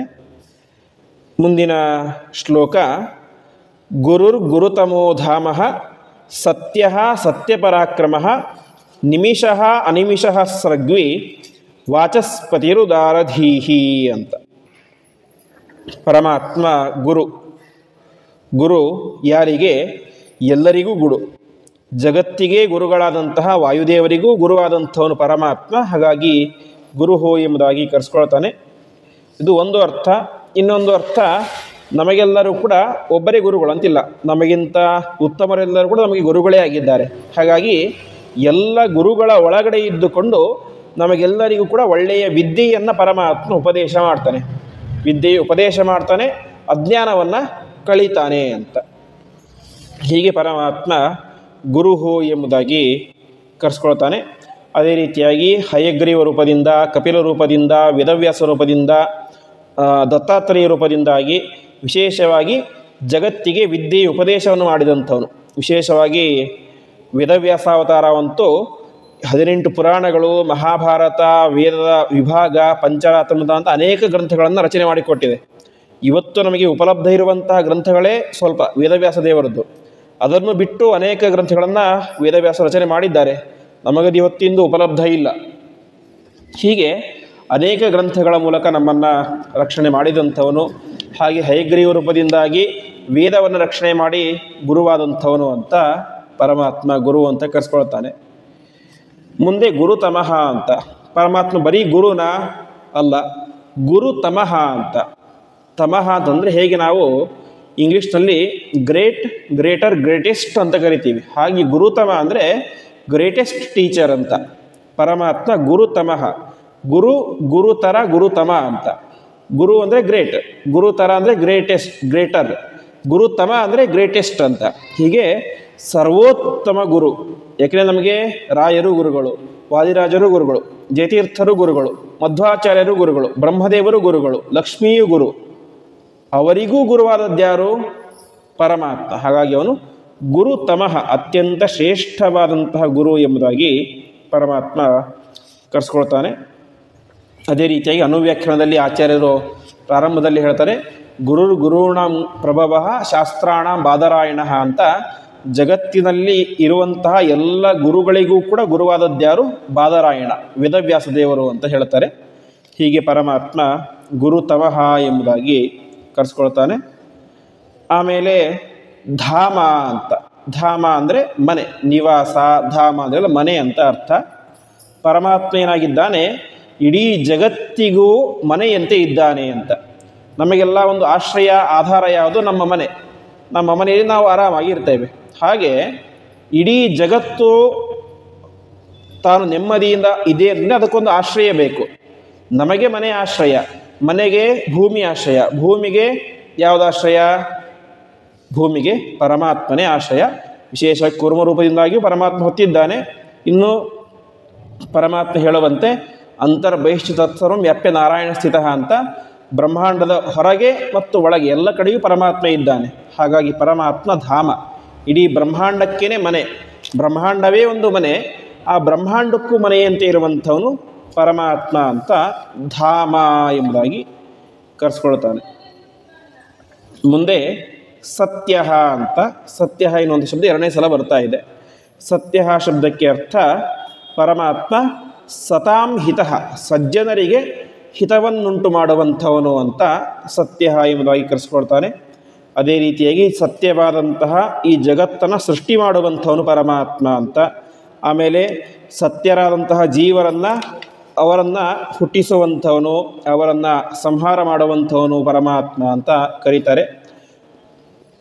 ಅದೇ ರೀತಿಯಾಗಿ ತೈತ್ತಿರೀಯ ಉಪನಿಷತ್ತಿನಲ್ಲಿ ಹೇಳ್ತಾರೆ, ಸತ್ಯಂ ಜ್ಞಾನಂ ಅನಂತಂ ಬ್ರಹ್ಮ ಅಂತ ಪರಮಾತ್ಮನನ್ನು ಸತ್ಯ ಎನ್ನುವಂಥ ಶಬ್ದದಿಂದಾಗಿ ಕರೀತಾ ಇದ್ದಾರೆ. ಆಮೇಲೆ ಕರ್ಮನಿರ್ಣಯ ಅಂತ ಆಚಾರ್ಯರ ಒಂದು ಗ್ರಂಥ, ಅದಕ್ಕೆ ಟೀಕಾಚಾರ್ಯ ಬರೀಬೇಕಾದ್ರೆ ಅಲ್ಲಿ ಒಂದು ಮಾತನ್ನು ಹೇಳ್ತಾರೆ, ಸತ್ಯಂ ಅನನ್ಯಾಧೀನ ಸ್ವರೂಪಂ ಅಂತ. ಪರಮಾತ್ಮನಿಗೆ ಸತ್ಯ ಅಂತ ಯಾಕೆ ಹೆಸರು ಅಂದರೆ, ಪರಮಾತ್ಮ ಯಾರ ಅಧೀನದಲ್ಲಿಯೂ ಇಲ್ಲ, ಹಾಗಾಗಿ ಅವನು ಸತ್ಯ ಅಂತ ಕರೆಸ್ಕೊಳ್ತಾನೆ ಅಂತ ಟೀಕಾಚಾರ್ಯರು ಅಲ್ಲಿ ಹೇಳ್ತಾರೆ. ಹೀಗೆ ಪರಮಾತ್ಮ ಸತ್ಯ ಎಂಬುದಾಗಿ ಕರೆಸ್ಕೊಳ್ತಾನೆ. ಮುಂದೆ ಸತ್ಯ ಪರಾಕ್ರಮ ಅಂತ. ಅಂದರೆ ಪರಮಾತ್ಮನ ಪರಾಕ್ರಮ ಅದು ಯಾವತ್ತೂ ಕೂಡ ವ್ಯರ್ಥವಾಗಿಲ್ಲ ಅಂತ. ಪರಮಾತ್ಮ ಒಂದು ಪರಾಕ್ರಮ ತೋರಿಸಿದ ಅಂದರೆ ಅದು ಸಾರ್ಥಕ ಆಗೇ ಆಗುತ್ತೆ. ಅದು ಎಂತಹ ಸಂದರ್ಭ? ಪರಶುರಾಮ ರೂಪಿಯಾದಂತಹ ಪರಮಾತ್ಮನ ಮೇಲೇನೆ ರಾಮರೂಪಿಯಾದ ಪರಮಾತ್ಮ ತನ್ನ ಪರಾಕ್ರಮ ತೋರಿಸಿದ, ಬಾಣ ಪ್ರಯೋಗ ಮಾಡಿದ. ಬಾಣ ಪರಶುರಾಮನಿಗೆ ಹೋಗಿಬಿದ್ರೆ ಏನಾಗಬೇಕು? ಸಾಯ್ಲಿಕ್ಕೆ ಸಾಧ್ಯನಾ? ನಾಶ ಆಗ್ಲಿಕ್ಕೆ ಸಾಧ್ಯನಾ? ಸಾಧ್ಯ ಇಲ್ಲ. ಯಾಕೆ? ಸಾಕ್ಷಾತ್ ಪರಮಾತ್ಮ. ಹಾಗಾದರೆ ಬಾಣ ವ್ಯರ್ಥ ಆಗಬೇಕು. ಬಾಣ ವ್ಯರ್ಥ ಆಗುತ್ತಾ? ಆಗಲ್ಲ. ಬಾಣ ಬಿಟ್ಟಿದ್ಯಾರು? ರಾಮನೇ, ಪರಮಾತ್ಮ. ಹಾಗಾದರೆ ಅಲ್ಲಿ ಪರಮಾತ್ಮನ ಪರಾಕ್ರಮ ಏನಾಯಿತು ಅಂತ ಅದಕ್ಕೆ ಹೇಳ್ತಾರೆ ಆಚಾರ್ಯರು ತಾತ್ಪರ್ಯದಲ್ಲಿ. ಆ ಬಾಣ ಏನಾಯಿತು? ಪರಶುರಾಮ ದೇವರ ಒಳಗಡೆಯೇ ಇದ್ದಂಥ ಅತುಲ ಎನ್ನುವ ದೈತ್ಯ ಅವನನ್ನು ಸುಟ್ಟು ಹಾಕಿತು ಅಂತ. ಅವನೇ ಒಳಗಡೆ ಕೂತ್ಕೊಂಡಿದ್ದ ಅಂದರೆ ಅವನು ತಪಸ್ ಮಾಡಿದ ಅಂತೆ. ಅತುಲ ಎನ್ನುವಂಥ ದೈತ್ಯ ವರ ಕೇಳಿದ ಬ್ರಹ್ಮದೇವರ ಹತ್ರ, ಏನಂತ? ನಾನು ಅವಧ್ಯನಾಗಬೇಕು ಅಂತ, ನನಗೆ ಮರಣ ಬರಬಾರ್ದು ಅಂತ ಹೇಳಿದರು. ಕೇಳ್ತಾನೆ. ಅದಕ್ಕೆ ಬ್ರಹ್ಮದೇವರು ಹೇಳ್ತಾರೆ, ನನ್ನ ಕೈಯಲ್ಲಿ ಕೊಡ್ಲಿಕ್ಕೆ ಸಾಧ್ಯ ಇಲ್ಲ ಅಂತ. ಯಾಕೆ? ನನಗೇ ಮರಣ ಇದೆ.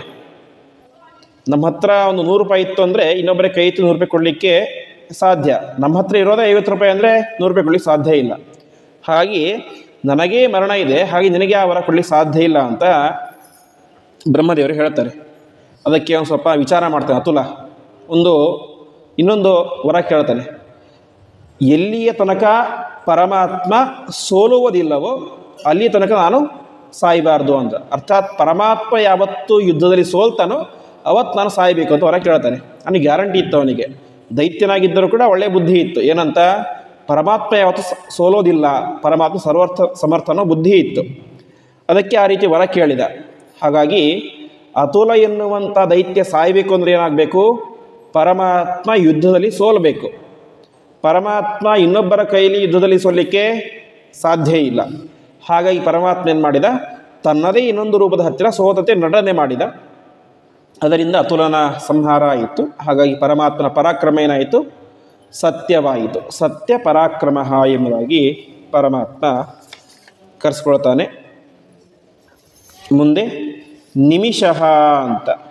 ನಿಮಿಷ ಅಂದರೆ ಕಣ್ಣು ಪಿಳುಕಿಸ್ತೀವಲ್ಲ, ಅದಕ್ಕೆ ನಿಮಿಷ ಅಂತ ಕರೀತಾರೆ. ದೇವತೆಗಳಿಗೆ ಅನಿಮಿಷರು ಅಂತ ಹೆಸರು. ಯಾಕೆಂದರೆ ಕಣ್ಣು ಪಿಳುಕಿಸೋದಿಲ್ಲ ಅಂತ ನಾವು ಇದರಲ್ಲಿ ಕೇಳ್ತೇವೆ. ಯಾವ ಚವನ ಋಷಿಗಳ ಕಥೆಯಲ್ಲಿ, ಅಲ್ಲಿ ಆ ಚವನ ಋಷಿಗಳು ಮತ್ತು ಅಶ್ವಿನಿ ದೇವರು ಒಟ್ಟಿಗೆ ಎದ್ದು ಬರ್ತಾರೆ ಸರೋವರದಲ್ಲಿ ಸ್ನಾನ ಮಾಡಿ. ಆವಾಗ ಅವಳಿಗೆ, ಆ ಹೆಂಡತಿಗೆ ಗೊತ್ತಾಗೋದಿಲ್ಲ, ಸುಕನ್ಯೆಗೆ, ಚವನರು ಯಾರು ದೇವತೆಗಳು ಯಾರು ಅಂತ. ಆವಾಗ ಅವಳು ಸ್ವಲ್ಪ ವಿಚಾರ ಮಾಡಿದಾಗ ಗೊತ್ತಾಗುತ್ತೆ, ದೇವತೆಗಳು ಒಂದು ಕ್ಷಣವೂ ಕೂಡ ಕಣ್ಣು ಪಿಳುಕಿಸೋದಿಲ್ಲ. ಮನುಷ್ಯರ ಸಹಜ ಕಣ್ಣು ಪಿಳುಕಿಸ್ತಾರೆ. ಸ್ವಲ್ಪ ಗಮನ ಇಟ್ಟು ನೋಡ್ತಾಳೆ, ಚವನ ಋಷಿ ಕಣ್ಣು ಪಿಳುಕಿಸ್ತಾನೆ. ಆವಾಗ ಗೊತ್ತಾಗುತ್ತೆ ಅವಳಿಗೆ, ಇವನೇ ನನ್ನ ಗಂಡ ಅಂತ. ಹೀಗೆ ನಿಮಿಷ ಅಂದರೆ ಕಣ್ಣು ಪಿಳುಕಿಸುವುದು ಅಂತ. ಪರಮಾತ್ಮ ತಾನೇ ಮಾಡ್ತಾನೆ, ವಿಶೇಷವಾಗಿ ನಿಮಿಷ ಕಣ್ಣು ಮುಚ್ಚಿ ಇರ್ತಾನೆ ಅಂತ. ಅರ್ಥಾತ್ ಯೋಗ ನಿದ್ರೆಯನ್ನು ಪರಮಾತ್ಮ ಕೆಲವೊಮ್ಮೆ ಮಾಡ್ತಾ ಇರ್ತಾನೆ.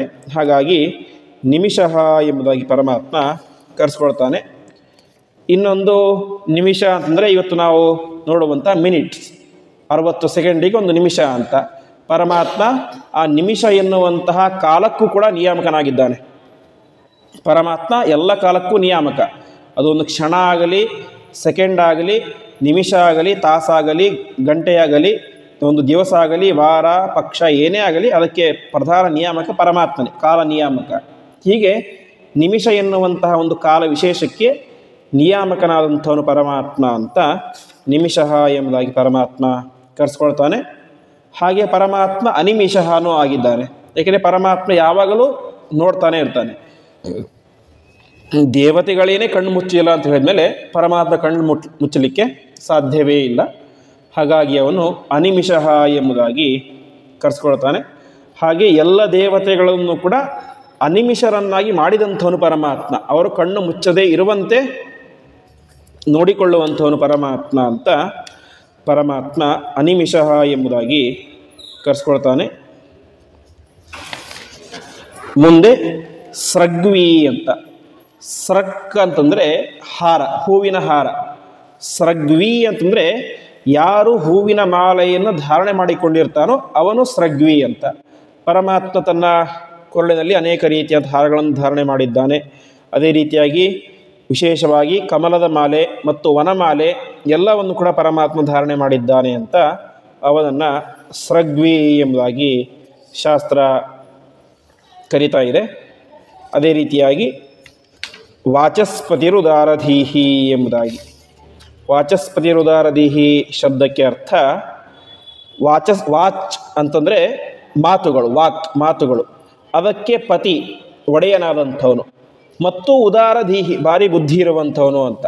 ಅಂದರೆ ಜಗತ್ತು ಅದು ನಡೀತಾ ಹೋಗಬೇಕು ಅಂದರೆ ಪ್ರಧಾನವಾಗಿ ಪ್ರತಿಯೊಬ್ಬರ ಮಧ್ಯೆ ಮಾತುಕತೆ ಚೆನ್ನಾಗಿರಬೇಕು, ಪರಸ್ಪರ ಅವರ ಬಾಂಧವ್ಯ ಚೆನ್ನಾಗಿರಬೇಕು. ಅಂದರೆ ಮೊದಲು ಏನು ಬೇಕು?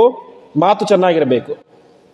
ಅದಕ್ಕೊಬ್ಬ ಸುಭಾಷಿತಕಾರ ಹೇಳ್ತಾನೆ, ನಾಲಿಗೆ ಮಾತು ಚೆನ್ನಾಗಿದ್ದರೆ ನಮಗೆ ಸಂಪತ್ತು ಸಿಗುತ್ತೆ, ಮಾತು ಸರಿ ಇಲ್ಲ ಅಂತಂದರೆ ನಮಗೆ ಮರಣವೇ ಬಂದುಬಿಡುತ್ತೆ ಅಂತ ಹೇಳೋದು. ಹೇಗೆ ಯಾರತ್ರ ಮಾತಾಡಿಬಿಟ್ರೆ ಸಿಟ್ಟು ಬಂದು ಅರೆ ಮಾಡ್ಬಿಡ್ತಾರೆ, ಕೆಲವೊಂದು ಸಲ ಕೊಂದೇ ಹಾಕಿಬಿಡ್ತಾರೆ. ನಾವು ಪ್ರತಿನಿತ್ಯ ನೋಡ್ತಾ ಇರ್ತೀವಿ ಪೇಪರ್ಗಳಲ್ಲಿ, ಕ್ಷುಲ್ಲಕ ಕಾರಣಕ್ಕೆ ಒಬ್ಬ ವ್ಯಕ್ತಿ ಹತ್ಯೆ, ಯಾರೋ ಏನು ಬೈದು ಬಿಟ್ಟು ಅದಕ್ಕೆ ಕೊಂದೇ ಬಿಟ್ಟ ಅಂತ ಹೇಳ್ತಾರೆ. ಹಾಗಾಗಿ ನಾಲಿಗೆ ತುಂಬ ಜಾಗರೂಕವಾಗಿರಬೇಕು ಅಂತ ಹೇಳ್ತಾರೆ. ನಾಲಿಗೆ ಜಾಗರೂಕವಾಗಿರಬೇಕು ಅಂದರೆ ಬುದ್ಧಿ ಸರಿ ಇರಬೇಕು. ಪರಮಾತ್ಮ ಎಂಥವನು? ವಾಚಸ್ಪತಿ ಉದಾರದೀಹಿ, ಎರಡೂ ಒಂದೇ ನಾಮ. ಅದು ವಾಚಸ್ಪತಿರು ಉದಾರದೀಹಿ ಅಂತ. ಪರಮಾತ್ಮ ಮಾತಿಗೂ ನಿಯಾಮಕನಾಗಿದ್ದಾನೆ, ನಮ್ಮ ಬುದ್ಧಿಶಕ್ತಿಗೂ ನಿಯಾಮಕನಾಗಿದ್ದಾನೆ. ಹಾಗಾಗಿ ಅವನನ್ನು ನಾವು ಈ ರೀತಿಯಾಗಿ ಚಿಂತನೆ ಮಾಡಿದಾಗ ನಮ್ಮ ಬುದ್ಧಿಯೂ ಶುದ್ಧ ಆಗುತ್ತೆ, ಅದರ ಮೂಲಕ ನಮ್ಮ ಮಾತುಗಳು ಕೂಡ ಶುದ್ಧವಾಗಿ ಬರ್ತವೆ ಅಂತ ಪರಮಾತ್ಮ ವಾಚಸ್ಪತಿ ಉದಾರದೀಹಿ ಅಂತ. ಇನ್ನೊಂದು ಸ್ವಯಂ ಪರಮಾತ್ಮನ ಮಾತಂತೂ ಶುದ್ಧವೇ ಇರುತ್ತೆ. ಶುದ್ಧವಾದ ಬುದ್ಧಿ ಇರುವಂಥವರು, ಶುದ್ಧವಾದಂಥ ಮಾತಿರುವಂಥವನು ಪರಮಾತ್ಮ ಅಂತ ವಾಚಸ್ಪತಿ ಉದಾರದೀಹಿ ಎಂಬುದಾಗಿ ಕರೆಸ್ಕೊಳ್ತಾನೆ. ಅದೇ ರೀತಿಯಾಗಿ ಮಾತಿಗೆ ಅಭಿಮಾನಿ ದೇವತೆಯಾದಂಥವಳು ಯಾವ ಉಮಾ ವಾಗ್ವೈ ಸಮುದಿಷ್ಟ ಅಂತ ಪಾರ್ವತಿ ದೇವಿ, ಅದೇ ರೀತಿ ಸರಸ್ವತಿ ದೇವಿ, ಅದೇ ರೀತಿ ಪ್ರಧಾನವಾಗಿ ಲಕ್ಷ್ಮೀ ದೇವಿ, ಇವರೆಲ್ಲರಿಗೂ ಕೂಡ ನಿಯಾಮಕನಾದಂಥವನು ಪರಮಾತ್ಮ ಅಂತ ವಾಚಸ್ಪತಿ ರುದಾರದೀಹಿ ಎಂಬುದಾಗಿ ಕರೆಸ್ಕೊಳ್ತಾನೆ. ಅದೇ ರೀತಿಯಾಗಿ ವಾಚಸ್ಪತಿ ಅಂತಂದರೆ ವಿಶೇಷವಾಗಿ ಯಾವ ವಾಯುದೇವರಿಗೆ ವಾಚಸ್ಪತಿ ಅಂತ ಕರೀತಾರೆ. ಯಾಕೆಂದರೆ ಜೀವರಲ್ಲಿ ದೊಡ್ಡ ಜ್ಞಾನಿ ಯಾರು? ವಾಯುದೇವರು. ಅಂತಹ ಅವರಿಗೆ ಅಂತರ್ಯಾಮಿಯಾಗಿ ಅವರಿಗೆ ಆ ಶಕ್ತಿಯನ್ನು ಕೊಟ್ಟದ್ದು ಪರಮಾತ್ಮ. ವಾಯುದೇವರಿಗೆ ವಾಚಸ್ಪತಿತ್ವವನ್ನು, ಶ್ರೇಷ್ಠ ಜ್ಞಾನಿ, ಅವರ ಒಳ್ಳೆಯ ಬುದ್ಧಿಶಕ್ತಿಯನ್ನು ಕೊಟ್ಟದ್ದು ಪರಮಾತ್ಮ ಅಂತ ಇದು ನಮಗೆ ಈ ರಾಮಾಯಣದಲ್ಲಿ ಕಾಣಿಸುತ್ತೆ. ರಾಮಾಯಣದಲ್ಲಿ ರಾಮ ಮತ್ತು ಲಕ್ಷ್ಮಣರು ಸುಗ್ರೀವ ಹತ್ರ ಬರಬೇಕು ಅಂತ ಬರ್ತಿರ್ತಾರೆ. ಆವಾಗ ದೂರದಿಂದ ನೋಡ್ತಾರೆ ಸುಗ್ರೀವ, ಯಾರೋ ಇಬ್ಬರು ವಿಚಿತ್ರವಾದಂತಹ ವ್ಯಕ್ತಿಗಳು ಬರ್ತಾ ಇದ್ದಾರೆ. ನೋಡಲಿಕ್ಕೆ ಕ್ಷತ್ರಿಯರ ರೀತಿ ಇದ್ದಾರೆ, ಆದರೆ ನೋಡಿದರೆ ತಲೆ ಮೇಲೆ ಜಟೆ ಇದೆ, ಮೈ ಮೇಲೆ ಏನಿದೆ? ನಾರು ಬಟ್ಟೆ ಇದೆ. ಒಂದು ರೀತಿ ನೋಡಲಿಕ್ಕೆ ತಪಸ್ವಿಗಳಂತೆ ಸನ್ಯಾಸಿಗಳಂತೆ ಇದ್ದಾರೆ. ಮುಖದಲ್ಲಿ ನೋಡಿದರೆ ಕ್ಷತ್ರಿಯ ಕಳೆ ಇದೆ. ಅವನಿಗೆ ಒಂದು ರೀತಿ ಹೆದರಿಕೆ ಆಗುತ್ತೆ, ವಾಲಿ ಯಾರನ್ನ ಕಳಿಸಿದಾನ ಶತ್ರುಗಳನ್ನು ಅಂತ. ಆವಾಗ ಹನುಮಂತ ಹೇಳ್ತಾನೆ, ನಾನು ಹೋಗಿ ನೋಡ್ಕೊಂಡು ಬರ್ತೇನೆ ಅಂತ. ಆವಾಗ ಹನುಮಂತ ಹೋಗ್ತಾನೆ, ಎಲ್ಲ ಮಾತಾಡ್ತಾನೆ. ಮಾತನಾಡಿದಾಗ ರಾಮ ಒಂದು ಮಾತನ್ನು ಲಕ್ಷ್ಮಣ ಹತ್ರ ಹೇಳ್ತಾನೆ, ನಾನೃಗ್ವೇದ ವಿನೀತಸ್ಯ ನಾ ಯಜುರ್ವೇದಧಾರಿಣ ನಾ ಸಾಮವೇದ ವಿದುಷಃ ಶಕ್ಯಮೇವಂ ಪ್ರಭಾಷಿತುಂ ಅಂತ. ನೋಡು ಲಕ್ಷ್ಮಣ, ಇವನು ಎಷ್ಟು ಚೆನ್ನಾಗಿ ಮಾತಾಡ್ತಾ ಇದ್ದಾನೆ ಅಂತ. ಈ ವ್ಯಕ್ತಿ ಈ ರೀತಿಯಾಗಿ ಒಂದೇ ಒಂದು ತಪ್ಪಿರಂತೆ ಮಾತಾಡಲಿಕ್ಕೆ ಯಾರಿಗೆ ಸಾಧ್ಯ ಅಂತಂದರೆ ನಾನೃಗ್ವೇದ ವಿನೀತಸ್ಯ, ಸಮಗ್ರ ಋಗ್ವೇದವನ್ನು ಚೆನ್ನಾಗಿ ಅರ್ಥ ಮಾಡಿಕೊಂಡು ಅಧ್ಯಯನ ಮಾಡಿರಬೇಕು, ಸಮಗ್ರ ಯಜುರ್ವೇದವನ್ನು ತಿಳಿದುಕೊಂಡಿರಬೇಕು. ನಾ ಸಾಮವೇದ ವಿಷ, ಸಾಮವೇದವನ್ನು ಚೆನ್ನಾಗಿ ಅಧ್ಯಯನ ಮಾಡಿರಬೇಕು, ಸಮಗ್ರ ವ್ಯಾಕರಣ ಶಾಸ್ತ್ರವನ್ನು ಅಧ್ಯಯನ ಮಾಡಿರಬೇಕು. ಆ ರೀತಿಯಾಗಿ ಅಧ್ಯಯನ ಮಾಡಿದಂಥ ವ್ಯಕ್ತಿಗಳಿಗೆ ಮಾತ್ರ ಈ ರೀತಿಯಾಗಿ ಮಾತನಾಡಲಿಕ್ಕೆ ಸಾಧ್ಯ. ಮುಂದೆ ಹೇಳ್ತಾನೆ, ನೂನಂ ವ್ಯಾಕರಣ ಕೃತ್ಸಂ ಅನೇನ ಬಹುಧಾ ಶ್ರುತಂ ಬಹುವ್ಯಾಹರತಾನೇನ ನಕಿಂಚಿತ್ ಅಪಶಬ್ದಿತಃ ಅಂತ. ಇವನು ಬಹುಶಃ ವ್ಯಾಕರಣಶಾಸ್ತ್ರವನ್ನು ಪೂರ್ತಿ ಅಧ್ಯಯನ ಮಾಡಿರಬೇಕು. ಯಾಕೆಂದರೆ ಇಷ್ಟು ಹೊತ್ತು ಅಪರಿಚಿತ ವ್ಯಕ್ತಿಗಳೊಂದಿಗೆ, ಯಾರೋ ಅವ್ರು ಪರಿಚಿತರಲ್ಲ, ಮೊದಲನೇ ಸಲ ನೋಡ್ತಾ ಇರೋದು ಲೌಕಿಕ ದೃಷ್ಟಿಯಲ್ಲಿ. ಹಾಗಾಗಿ ಇಷ್ಟು ಹೊತ್ತು ಮಾತನಾಡಿದರೂ ಕೂಡ ಹನುಮಂತ ಒಂದೇ ಒಂದು ಅಪಶಬ್ದವನ್ನು ತಪ್ಪು ಮಾತನಾಡಲಿಲ್ಲ, ತುಂಬ ಚೆನ್ನಾಗಿ ಮಾತಾಡಿದ್ದಾನೆ, ಇವನು ದೊಡ್ಡ ಜ್ಞಾನಿ ಅಂತ ರಾಮದೇವ ಗುರುತಿಸ್ತಾರೆ. ಗುರುತಿಸಿದ್ದು ಹೇಗೆ? ಕೇವಲ ಅವರ ಮಾತಿನ ಮೂಲಕ. ಹೀಗೆ ಅವರಿಗೆ ಉತ್ತಮವಾದ ವಕ್ತೃತ್ವ ಶಕ್ತಿಯನ್ನು ಪರಮಾತ್ಮ ನೀಡಿದ್ದಾನೆ. ನಾವು ಮಧ್ವಯುಜದಲ್ಲಿ ನೋಡುವಂತೆ ಆಚಾರ್ಯರು ತಮ್ಮ ಅದ್ಭುತವಾದ ವಾಣಿಯಿಂದಾಗಿ ಹಾಡು ಹೇಳಿದರೆ, ವೇದಗಳನ್ನು ಹೇಳಿದರೆ ಒಣಗಿದಂತಹ ಮರವು ಕೂಡ ಮತ್ತೆ ಚಿಗುರಿತು ಅಂತ ಕೇಳುತ್ತೇವೆ. ಹೀಗೆ ನಮ್ಮ ಮಾತಿಗೆ ಅಷ್ಟು ಶಕ್ತಿ ಇರುತ್ತೆ, ಅದನ್ನು ಸಂಪಾದನೆ ಮಾಡಿಕೊಳ್ಳಬೇಕು ಅಷ್ಟೇ. ಹೀಗೆ ಆ ಒಂದು ಶಕ್ತಿಯ ಸಂಪಾದನೆ ಮಾಡಿಕೊಂಡಂಥವರು ಹೌದು, ಅಂದರೆ ಅಷ್ಟು ಸಿದ್ಧಿ ಇದೆ ಜ್ಞಾನಿಗಳು ಅಂತ. ಹೀಗೆ ಆ ವಾಚಸ್ಪತಿತ್ವವನ್ನು ಮತ್ತು ಉದಾರಧೀಹಿ, ದೊಡ್ಡ ಬುದ್ಧಿಯನ್ನು ಬರೀ ಮಾತಾಡೋದು ಕೂತ್ಕೊಂಡ್ರೆ ಅದು ಗೊಳ್ಳಹರಟೆ ಅಂತ ಆಗ್ಬಿಡುತ್ತೆ. ಬುದ್ಧಿಪೂರ್ವಕವಾಗಿ ಮಾತನಾಡಿದರೆ ಮಾತಿಗೊಂದು ಬೆಲೆ ಅಂತ ಇರುತ್ತೆ. ಹಾಗೆ ಪರಮಾತ್ಮ ಸ್ವಯಂ ತಾನು ದೊಡ್ಡ ಬುದ್ಧಿವಂತ, ದೊಡ್ಡ ಮಾತುಗಾರ. ಅವನ ಅನುಗ್ರಹದಿಂದಾಗಿ ವಾಯುದೇವರು ಮೊದಲಾದಂಥವರು ಕೂಡ ಉತ್ತಮ ಜ್ಞಾನಿಗಳಾಗಿದ್ದಾರೆ, ಉತ್ತಮ ಮಾತುಗಾರರಾಗಿದ್ದಾರೆ, ಉತ್ತಮ ಬುದ್ಧಿವಂತರಾಗಿದ್ದಾರೆ ಅಂತ ಪರಮಾತ್ಮನಿಗೆ ವಾಚಸ್ಪತಿ ರುಧಾರದೀಹಿ ಎಂಬುದಾಗಿ ಕರೀತಾ ಇದ್ದಾರೆ. ಮತ್ತೆ ಮುಂದೆ ನಾಳೆಯ ಪ್ರವಚನದಲ್ಲಿ ನೋಡೋಣ ಎಂಬುದಾಗಿ ಹೇಳ್ತಾ ಇಂದಿನ ಪ್ರವಚನವನ್ನು ಶ್ರೀಕೃಷ್ಣ